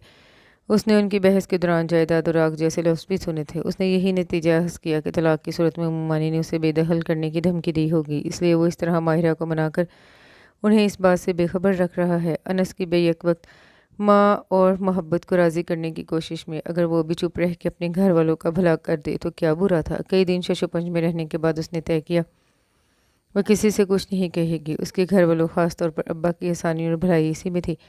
वो जितने दिन इस ड्रामे को, इस झूठ को चला सकती है चलाएगी। वो मानी हाथ खींच लेती या वो सब वापस मांग ले, दोनों सूरतों में उसका मेकअप बर्बाद कर सकती थी। इसके बाद अनस फिर कभी नहीं है। मोमानी एक दो बार खुद शहर गई मगर उसे साथ नहीं ला सकी। धीरे धीरे झूठ की शुरुआत हुई कि वो दोनों हफ्ता भर शहर रह के आई हैं। या अनस मिलकर गया है, मुल्क से बाहर है, उसका प्रमोशन हो गया, काम भर गया है। मोमानी और वो चंद दिन इसके उनके पुराने फ्लैट में रह आती थी। लोग मशवरा देते वो नौकरी क्यों कर रहा है, बाप का छोड़ा इतना सब है वो संभाले। मोमानी के पास कई जवाब थे, शौक है उसकी मर्जी, आखिर तो यही संभालना है वगैरह। आहिस्ता आहिस्ता ये तकल्लुफ़ भी ख़त्म हो गया। अब वो जहाँ जो झूठ जो मसलहत मौजू लगती वो बोल देती। उसे डर था कि घर वाले कुरे देंगे, उससे सवाल करेंगे, मगर ऐसा कुछ नहीं हुआ। उसे कभी कभी मायूसी होती, फिर शुक्र भी अदा करती कि अच्छा ही है कोई ज़्यादा कुरेदता नहीं। आहिस्ता आहिस्ता उसने जाना कि वही नहीं, घर वाले भी उसकी ज़िंदगी की हकीकत को अपनी सहूलत के लिए कबूल कर चुके हैं। वरना अनस की गैर मौजूदगी और कभी उसके साथ दिखाई न देना इतना भी मामूली नहीं था। उन्हें मालूम था अनस आता नहीं, ना वो जाती है, मगर कभी किसी ने मुमानी से बास पुरस की, ना उससे। उसे लगता अब्बा पछतावे और दुख की वजह से जिक्र नहीं छेड़ते। वो इनके इत्मीनान के लिए खुद को बड़ा मुतमिन जाहिर करती। सबकी मजबूरियाँ थी। मुमानी को इकलौती औलाद को एक लड़की के चुंगल से निकालना था जो उनके नज़दीक उसकी दौलत के पीछे थी। उन्हें अपने शोहर की फैले इमलाक की हिफाजत करना थी और किसी भी हाल में बेटे की वापसी मुमकिन बनानी थी। उसके मुमानी के घर में बहू बन के रहने से उसके मेके के मसाइल ख़त्म हो गए थे, तंगी दूर हो गई जो कभी उसे अपने घर में नहीं मिला था। वो सब यहाँ मुयसर था। उसके वालिदैन ये देख कर ही खुश होते थे कि बेटी ऐसी ज़िंदगी गुजार रही है, कार बंगला पैसा सब है। कज़न ज़ाहिर भरती रश्क करती थी, मगर ये आगाज़ की बात थी। कुछ वक्त बाद क्या सरैयाँ शुरू हो गई जिसे तीनों फरीक ने अपने अपने तौर पर गलत साबित करने की कोशिश की, उन्हें झुटलाया। उसके वालिदैन की सिर्फ एक बेटी नहीं बल्कि तीन का मुस्तकबिल भी देखना था। जब वो चुप थी, सास चुप थी, तो वो क्यों बोलकर अपना नुकसान करते। उसने सोचा था बिना शोहर साथी और मोहब्बत के भी वो मुमानी के घर ज़िंदगी गुजारेगी तो ये सौदा बुरा नहीं। अगर उससे उसके मैके में भी आसूदगी का बसेरा हो जाए। उसने इसके आगे सोचा ही नहीं था कि इस सफ़र में उसका कोई दोस्त हमराज हमदर्द भी नहीं होगा। वो इस कदर अकेली हो जाएगी। वह इस वक्त बेटी और बहन भर कर सोच रही थी। उसने दानिया को मुकम्मल नज़रअंदाज कर दिया था جو جذبات اور احساس سے بھرپور لڑکی تھی۔ آہستہ آہستہ وہ محرومی اور بناوٹی زندگی مصنوعی مسکراہٹوں کے سائے میں تنہا ہوتی گئی۔ جس حسن نے منیرا آس لگائے بیٹھی تھی کہ وہ بیٹے کو اس کے پاس لے آئے گا، اسی حسن سے ڈرتی بھی تھی کہ کوئی اور اسے اپنے جال میں نہ پھنسا لے، کہیں وہ ہی اپنی محرومیوں کے ازالے کا چور راستہ نہ ڈھونڈ لے۔ اس لیے اپنی طرف سے اس کی کشش کم کرنے کی کوشش کی تھی۔ وہ اس کے ساتھ نرم رویہ رکھتی تھی، مگر اس سے زیادہ کچھ نہیں۔ وہ لوگوں کے سوال اور جانچتی جتاتی نظروں سے بچنے کے لیے ہال میں سمٹتی گئی۔ اس نے آج جانا تھا کہ اسے زبانی طلاق کے بعد انس نے کاغذات بھی بھجوا دیے تھے جو اس کے باقی الماری میں تھے۔ وہ جن کی محبت میں جن کے لیے قربانیاں دے رہی تھی وہ خود سے اپنی آسانی کی خاطر قربان کر چکے تھے۔ دونوں صورتوں میں قربان وہ ہوئی تھی، مگر ان میں زندگی موت سا فرق تھا۔ ابا اسے وہ پیپرز دکھا کے کہتے، میں چاہتا ہوں اس کے باوجود تم وہی رہو۔ اسے دکھ ہوتا، مگر وہ مان جاتی۔ اس نے یہ فیصلہ ابا کا بوجھ کم کرنے، ان کی زندگی آسان بنانے کے لیے ہی کیا تھا۔ تب بھی وہ وہی کرتی، مگر اس طرح اس کی دنیا اجڑ گئی تھی۔ دھوکہ وہ بھی اپنے جان سے زیادہ عزیز باپ کی طرف سے۔ وہ پل بھر میں بدل گئی۔ امن اس کے بھیگے چہرے کو دیکھ رہا تھا جو اب سر جھکائے چپ تھی۔ اس کے سامنے انس، ماہرہ اور ان کے بیٹے کی تصاویر تھی جو امن نے رکھی تھی۔ آنٹی ان پیپرز کے متعلق نہیں جانتی تھی۔ ایک اور انکشاف۔ اس نے بے یقینی سے اسے دیکھا، اسی لیے وہ اس شوق سے سنبھل نہیں سکی۔ یہ کیسے ممکن تھا؟ انس انہیں کہتا رہا کہ وہ طلاق دے چکا ہے، وہ آپ کو واپس بھیج دے، مگر وہ اسے اس کی دھمکی اس کا جھوٹ سمجھتی رہی۔ انس کی شرط تھی کہ آپ یہاں سے چلی جائیں تو وہ لوٹ آئے گا۔ وہ جانتی تھی یہ شرط اس کی نہیں، ماہرہ کی ہوگی۔ ظاہر تھا جب طلاق ہو چکی تو وہ یہاں کیوں رہتی؟ اس کے کہے بنا وہ جان گئی تھی کہ وہ انس سے مل کر سارے ثبوت لے کر واپس آیا تھا۔ اس کی آمد سے پہلے اس نے منیرا سے سوال پوچھے تھے کہ وہ کیوں ایک لڑکی سے اس کی زندگی کا سب سے حسین وقت چھین رہی ہے، کیوں اسے جانتے بوجھتے تنہائی کے عذاب کی سزا دے رکھی ہے۔ وہ تب بھی اس بات سے انکاری تھی کہ انس نے اسے طلاق دے دی ہے۔ وہ اپنے پاپا کا طے کیا رشتہ کبھی نہیں توڑے گا۔ انہیں اس بات کا اتنا یقین تھا کہ وہ اسے انس کا جھوٹ ہی کہہ رہی تھی۔ تبھی دانیہ آ کر وہ کاغذات ان کے آگے پھینکے۔ آپ آنٹی کے پاس جائیں، آپ دونوں کے ایک دوسرے سے بات کرنے کی ضرورت ہے۔ امن نے سامنے سے تصویریں اٹھائیں، سب چیزیں اسی لفافے میں ڈال کے وہ کھڑا ہوا جو وہ لے کر آئی تھی۔ ہم پھر بات کریں گے۔ اس نے لفافہ میز کے درمیان رکھ دیا۔ دانیہ نے اسے دیکھنے سے گریز کیا۔ اس نے جو کہا تھا وہ کر دکھایا تھا۔ اب اس کی باری تھی اور سارے پردے اٹھ گئے تھے۔ وہ چلا گیا۔ اس کا دل ایک نئے دکھ سے چور چور ہو رہا تھا۔ ابا نے وہ موانی سے بھی چھپایا تھا۔ انہیں یہی ڈر تھا کہ وہ طلاق کے بعد اسے واپس بھیج دیں گے، امداد سے ہاتھ کھینچ لیں گے، جس کی بنا ان کے سب کے لیے زندگی کا تصور بھی محال تھا۔ وہ منیرا کے خوابگاہ میں چلی گئی۔ دروازہ کھلا تھا، وہ سو رہی تھی۔ وہ وہیں کرسی کھینچ کے بیٹھ گئی۔ جانے کس کا قصور زیادہ ہے، یا ہم سب ہی قصوروار ہیں؟ وہ انہیں دیکھتے ہوئے سوچ رہی تھی۔ میں نے بیکار ہی مومانی پر غصہ نکالا۔ اسے افسوس ہونے لگا۔ جانے رات کا کون سا پہر تھا جب منیرا کی آنکھ کھلی۔ وہ پاس ہی کرسی پر بیٹھی تھی، لیٹی رہی۔ وہ اٹھنے لگی تو دانیہ نے روکا، مگر وہ انسنی کر کے بیٹھ گئی۔ کچھ دیر بوجھل سی خاموشی رہی۔ تمہارے ماموں خاندان کے باہر شادی کے خلاف تھے، اور انس کو ہمیشہ سے اپنی پھوپھو کی بیٹیوں کا ذکر برا لگتا تھا۔ اسے شاید اپنے پاپا کے ارادوں کا اندازہ تھا۔ جب اس نے ماہرہ کا ذکر کیا، نواب نے صاف انکار کر دیا۔ یہ ناممکن ہے، وہ بھول جائے، اور فوراً جا کے اس کا تمہارا رشتہ پکا کر کے منگنی کر دی۔ وہ ہمیشہ سے اس کے اکلوتے پن کے باوجود اس کے ساتھ سخت تھے۔ وہ میرے آگے انکار کرتا رہا، غصہ دکھاتا رہا، مگر باپ کے آگے نہیں جا سکا۔ جب ان کی طبیعت بگڑی، ہسپتال میں داخل ہوئے، تو انہوں نے مجھ سے وعدہ لیا، میں اس لڑکی کو اپنے خاندان کا حصہ نہیں بناؤں گی، اور انس سے تم سے شادی کا وعدہ۔ وہ تھکی تھکی سی بہت دھیرے دھیرے بول رہی تھی۔ شادی کے بعد میں نے ہر حربہ استعمال کیا، مگر وہ بھی باپ کے جانے کے بعد بے خوف ہو گیا تھا۔ میں نے پاپا سے کیا وعدہ پورا کیا۔ میں نے شادی نبھانے یا اسے نہ چھوڑنے کا وعدہ نہیں کیا تھا۔ وہ صاف کہتا۔ اس لڑکی سے دوسری شادی کرنے سے پہلے اس نے کہا کہ میں نے دانیہ کو طلاق دے دی ہے، آپ اسے واپس بھیج دیں تو میں ماہرہ کو لے کر ہمیشہ کے لیے آ جاؤں گا۔ میں یقین نہیں کرنا چاہتی تھی وہ باپ سے کیے وعدے کا یوں مذاق بنا دے گا۔ مجھے یقین تھا جب دولت اور روپیہ پیسہ نہیں ملے گا تو وہ لڑکی ایک دن اسے چھوڑ دے گی۔ میں نے اسے پیسے دینا بند کر دیے، اس کی ایکسیس ریسٹرکٹ کر دی، جی جان سے اس دولت میں اضافہ کرنے لگی کہ آخر یہ دولت ہی اسے مجھ تک، تم تک کھینچ لائے گی۔ دوسرا تمہاری خوبصورتی۔ انہوں نے رک کے اس حسین صورت کو دیکھا جو اس کے مسائل کا سبب تھی۔ وہ ساملی عام سی لڑکی تمہارے مقابلے میں کچھ بھی نہیں تھی۔ نواب نے بھی اسی لیے تمہارا انتخاب کیا۔ انہیں یقین تھا اس لڑکی کی محبت کا بھوت چند دن میں اتر جائے گا، وہ کبھی تمہارا مقابلہ نہیں کر سکتی، لیکن وہ عام سی لڑکی ہم سے جیت گئی۔ نہ ماں باپ کی محبت اسے روک سکی، نہ تمہارا حسن، نہ ہی دولت واپس لا سکی۔ ان کے چہرے پر یہ عصیت بھری مسکراہٹ تھی۔ میں ان سے کیا وعدہ پورا نہیں کر سکی۔ ان کے لہجے میں دکھ بھرا افسوس تھا۔ اس نے الجھ کے انہیں دیکھا۔ ان کی اکلوتی اولاد تھی۔ ان سارے حالات میں وہ بڑی آسانی سے بیٹے کا انتخاب کر کے اس کے ساتھ خوش رہ سکتی تھی، مگر وہ शोहर से किए वादे को निभाने की कोशिश में बेटा खो चुकी थी और अब भी उन्हें अफसोस उन्हें दुनिया से जा चुके शोहर से वादे वफा ना करने का था। ये वफा की कौन सी शक्ल थी और क्या ये दुरुस्त भी थी? इन डिवोर्स पेपर्स का मुझे इल्म नहीं था, जाने उसने कहाँ भेजे थे और वो किसके हाथ लगे। अब मुझे समझ आ रहा है वो क्यों इस कदर उखड़ा और नाराज़ था। उसे भी यही लगता होगा कि पेपर्स देखने के बाद भी मैं तलाक से इनकारी हूँ, तुम्हें साथ ही रखा हुआ है। मेरी ज़िद देख के वो भी ज़िद में आ गया कि जब तक तुम यहाँ हो वो घर में कदम नहीं रखेगा। माहिरा से शादी से पहले उसने मुझे मैसेज पर तलाक दे दी थी। उसने ज़ुबान खोली और मारे हैरत के मुनीरा का मुंह खुल गया। मुझे बताया क्यों नहीं? बड़ी देर बाद वो बोलने के काबिल हुई। आप फुजान और बाकी सबकी फाइनेंशियल हेल्प बंद कर देती। उसका सर मुजरमों की तरह झुका था। मुनीरा ने गहरा सांस लेकर पीछे टेक लगाया। सबके पास अपने जवाब थे, खुद को सही समझने वाले सभी गलत निकले। नानी ने बड़े इश्तियाक, शौक और दिलचस्पी से उसकी सारी बातें सुनी। बीच बीच में अपनी तसल्ली के लिए सवाल भी किए थे, लेकिन तुम्हें क्या पड़ी थी वहाँ जाके सब मालूम करने की? कुछ देर बाद जब सारी कहानी ज़रा लम्हों पुरानी हुई तो उन्हें ख्याल आया। वेल, उसने लब भींच के अबरू ऊंचे करते हुए उन्हें देखा। उसके खिले चेहरे पर वजह दर्ज थी। हाँ, उन्होंने मुंह पर हाथ रखा। इसीलिए तुम इतनी दिलचस्पी ले रहे थे? वो ढीले अंदाज में सोफे के पीछे टिक गई। मुकम्मल तस्वीर आंखों के सामने वाज़ेह हो गई थी। नाना कहाँ है?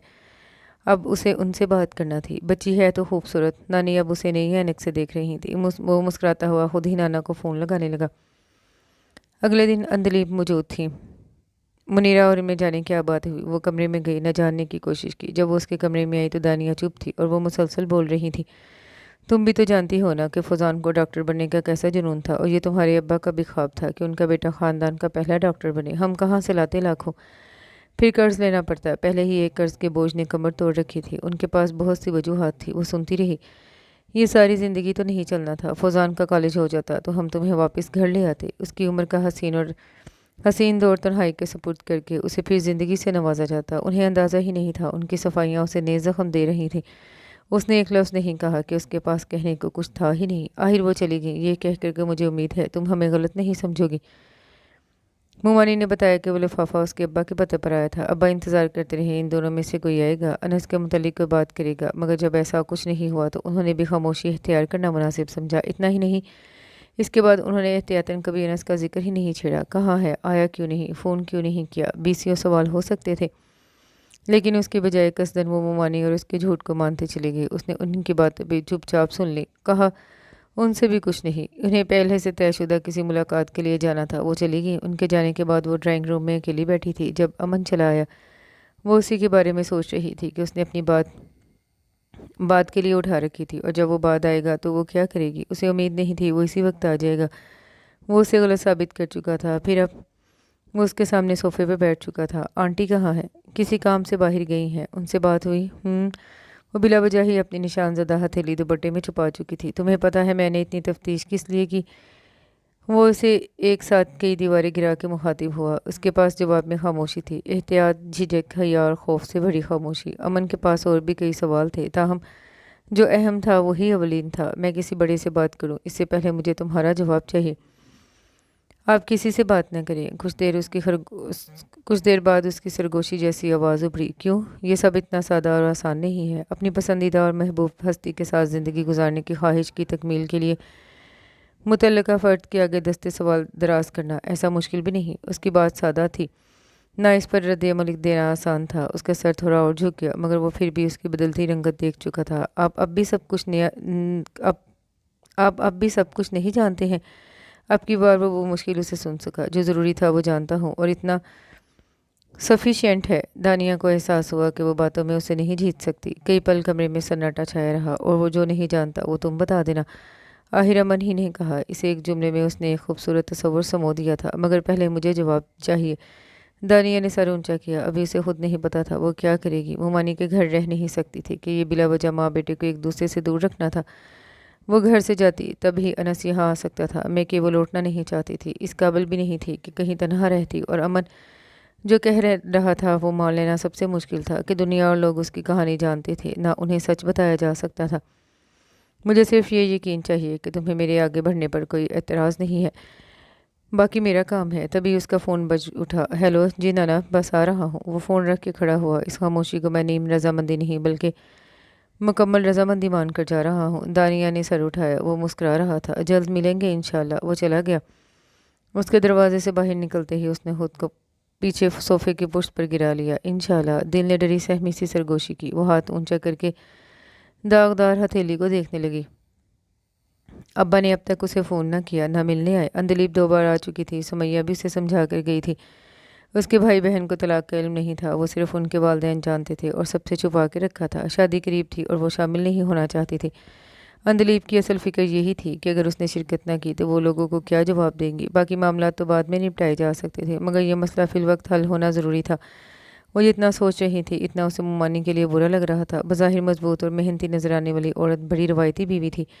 मुमानी और अपना आप जालिम, मजलूम, कम और बेवकूफ़ ज़्यादा लगने लगा था, जो अपनी ज़िंदगी में शामिल मर्दों को खुश करने के फ़िराक में ख़ुद को भूल चुकी थी। इस कहानी के सारे मर्द विलन महसूस हो रहे थे। अब्बा, फौजान, मामू और अनस। मुमानी, आप अनस से खुल के बात करें। किसी को तो शुरुआत करना थी। उसे बताएं उसे कि ना मैंने तलाक का बताया था ना अब्बा ने। वो यकीन करेगा। वो बात की बात है। आप पहले जो सच है वो उसे बताएं तो उससे क्या होगा। उनकी सूरत उतर गई। अब तो वो कभी इस लड़की को छोड़ेगा नहीं। आप क्यों चाहती हैं वो उसे छोड़ दे? मुमानी के चेहरे पर ताज्जुब फैल गया। सिर्फ इसलिए कि मामू ऐसा चाहते थे? आप बीवी ही नहीं माँ भी तो हैं। कभी माँ बनकर भी सोचे। एक ही बेटा है आपका, वो भी इस जिद में आपसे दूर रहे।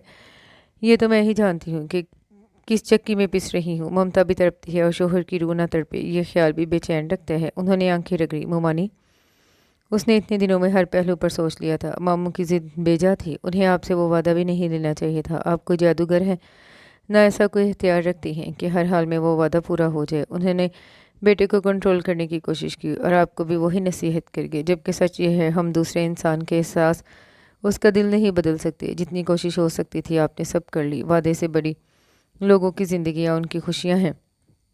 मामू का मुतालबा कहीं से भी दुरुस्त नहीं था। आप दुनिया से जा चुके शोहर के पीछे बेटा तो ना गंवाएं, जो आपका वाहिद और असल असासा है। मुनीरा का दिल भर है। वो उन्हें कितनी आसानी से समझ गई थी। एक घर में साथ रहती वो 2 औरतें कम ही आपस में बात करती थी। वो उसे अपने मतलब के लिए इस घर में कैद किए थी। उन्हें बुरा भी लगता, उस पर तरस भी आता, मगर वो मजबूर थी। मगर अब एहसास हो रहा था ये मजबूरी तो खुद साख्ता थी। मामू ने आपका नहीं सोचा था कि इस तरह आप और अनस का रिश्ता मुतासिर होगा। वो बेटे की ज़िंदगी कंट्रोल करना चाहते थे। उनके साथ आपको उनकी ख्वाहिश को भी दफन कर देना चाहिए था। इस वक्त मर्दों के लिए उसके पास तलखी थी और इस तलखी ने ही उसकी सोच को ये रुख अता किया। जब मर्द उनके एहसास का ख्याल नहीं कर रहे तो कम से कम औरतें ही आपस में एक दूसरे का ख्याल कर लें। मैं यहाँ से चली जाऊँगी, आप उसे ले आएँ। तुम कहाँ जाओगी?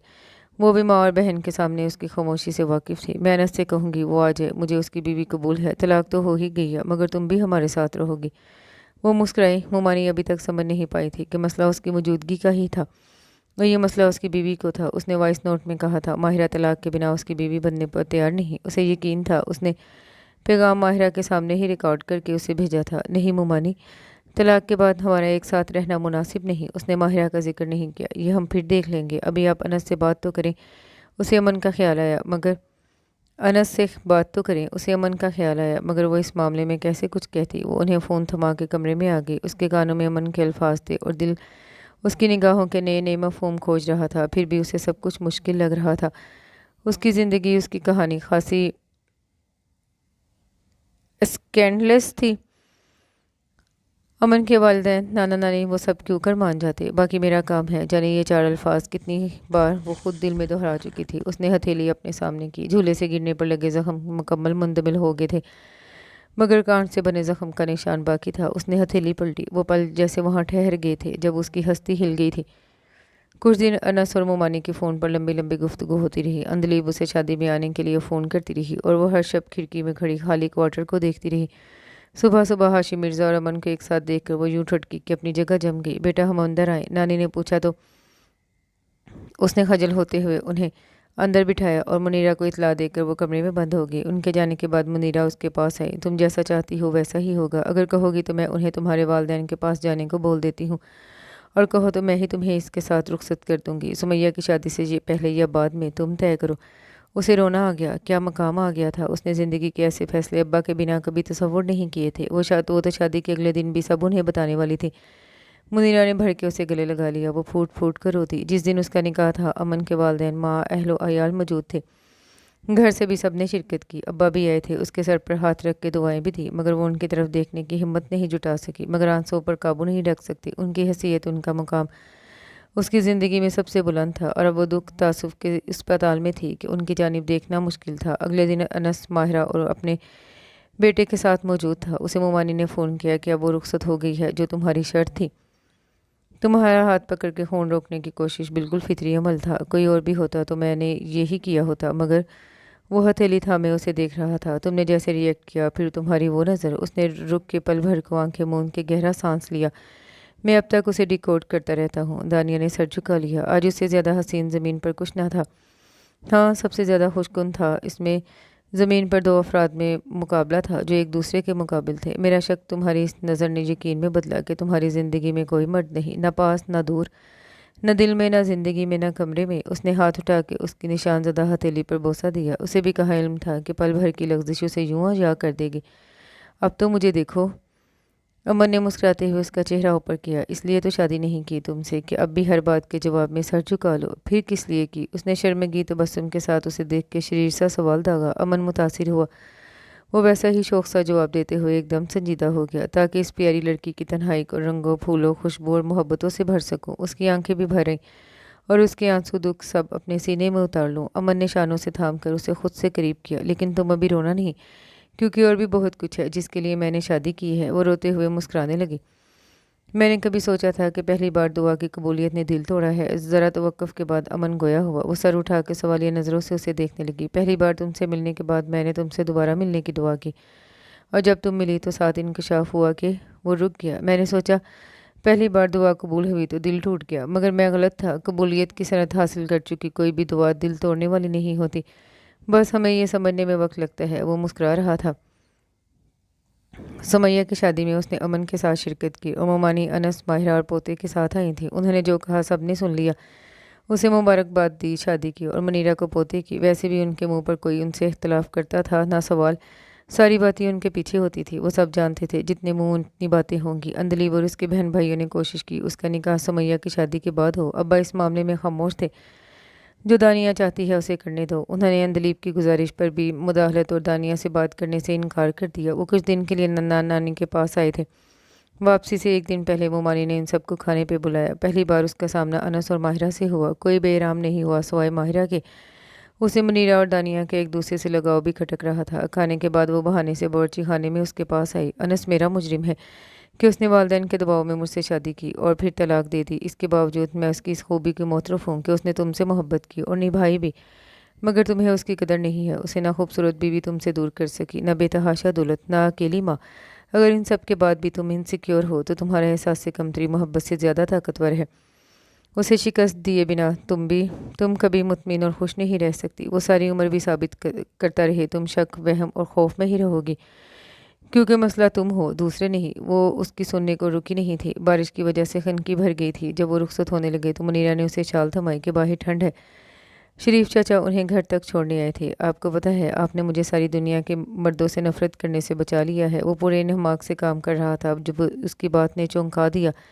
شام میں ان کی واپسی تھی۔ وہ کیسے؟ اس نے ہاتھ روک لیا۔ بس وہ آگے بولنا نہیں چاہتی تھی، مگر امن کے چہرے کا تاثر سننے پہ آمادہ تھا۔ ماموں، ابا، فوزان، انس، میں ان کے بعد سبھی مردوں سے نفرت کرتی اگر میری زندگی میں آپ نہ ہوتے۔ ساری دنیا کے مردوں کو آپ کا شکر گزار ہونا چاہیے۔ وہ دھیرے سے ہنسا اور لیپ ٹاپ بند کر کے اٹھ کے اس کے پاس آیا جو پلنگ پر اس کی طرف کروٹ لیے لیٹی تھی۔ وہ اٹھ کے بیٹھ گئی۔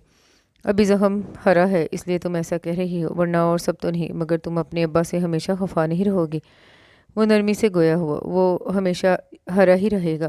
اس نے سر جھکایا۔ ابا تب سے خاموش تھے۔ وہ شرمندہ تھے یا اس سے وقت دے رہے تھے یا پچھتا رہے تھے، وہ یہ سب سوچتی ضرور تھی، مگر فی الفور وہ انہیں ان میں سے کسی بھی کیفیت میں اپنے سامنے دیکھنا نہیں چاہتی تھی۔ اس کی وجہ ان سے محبت تھی یا ان سے ناراضگی، ان کے رویے پر مایوسی یا دکھ؟ وہ ان کے جواب ڈھونڈ رہی تھی۔ ابھی بھی گویا اسے وقت دے رہے تھے۔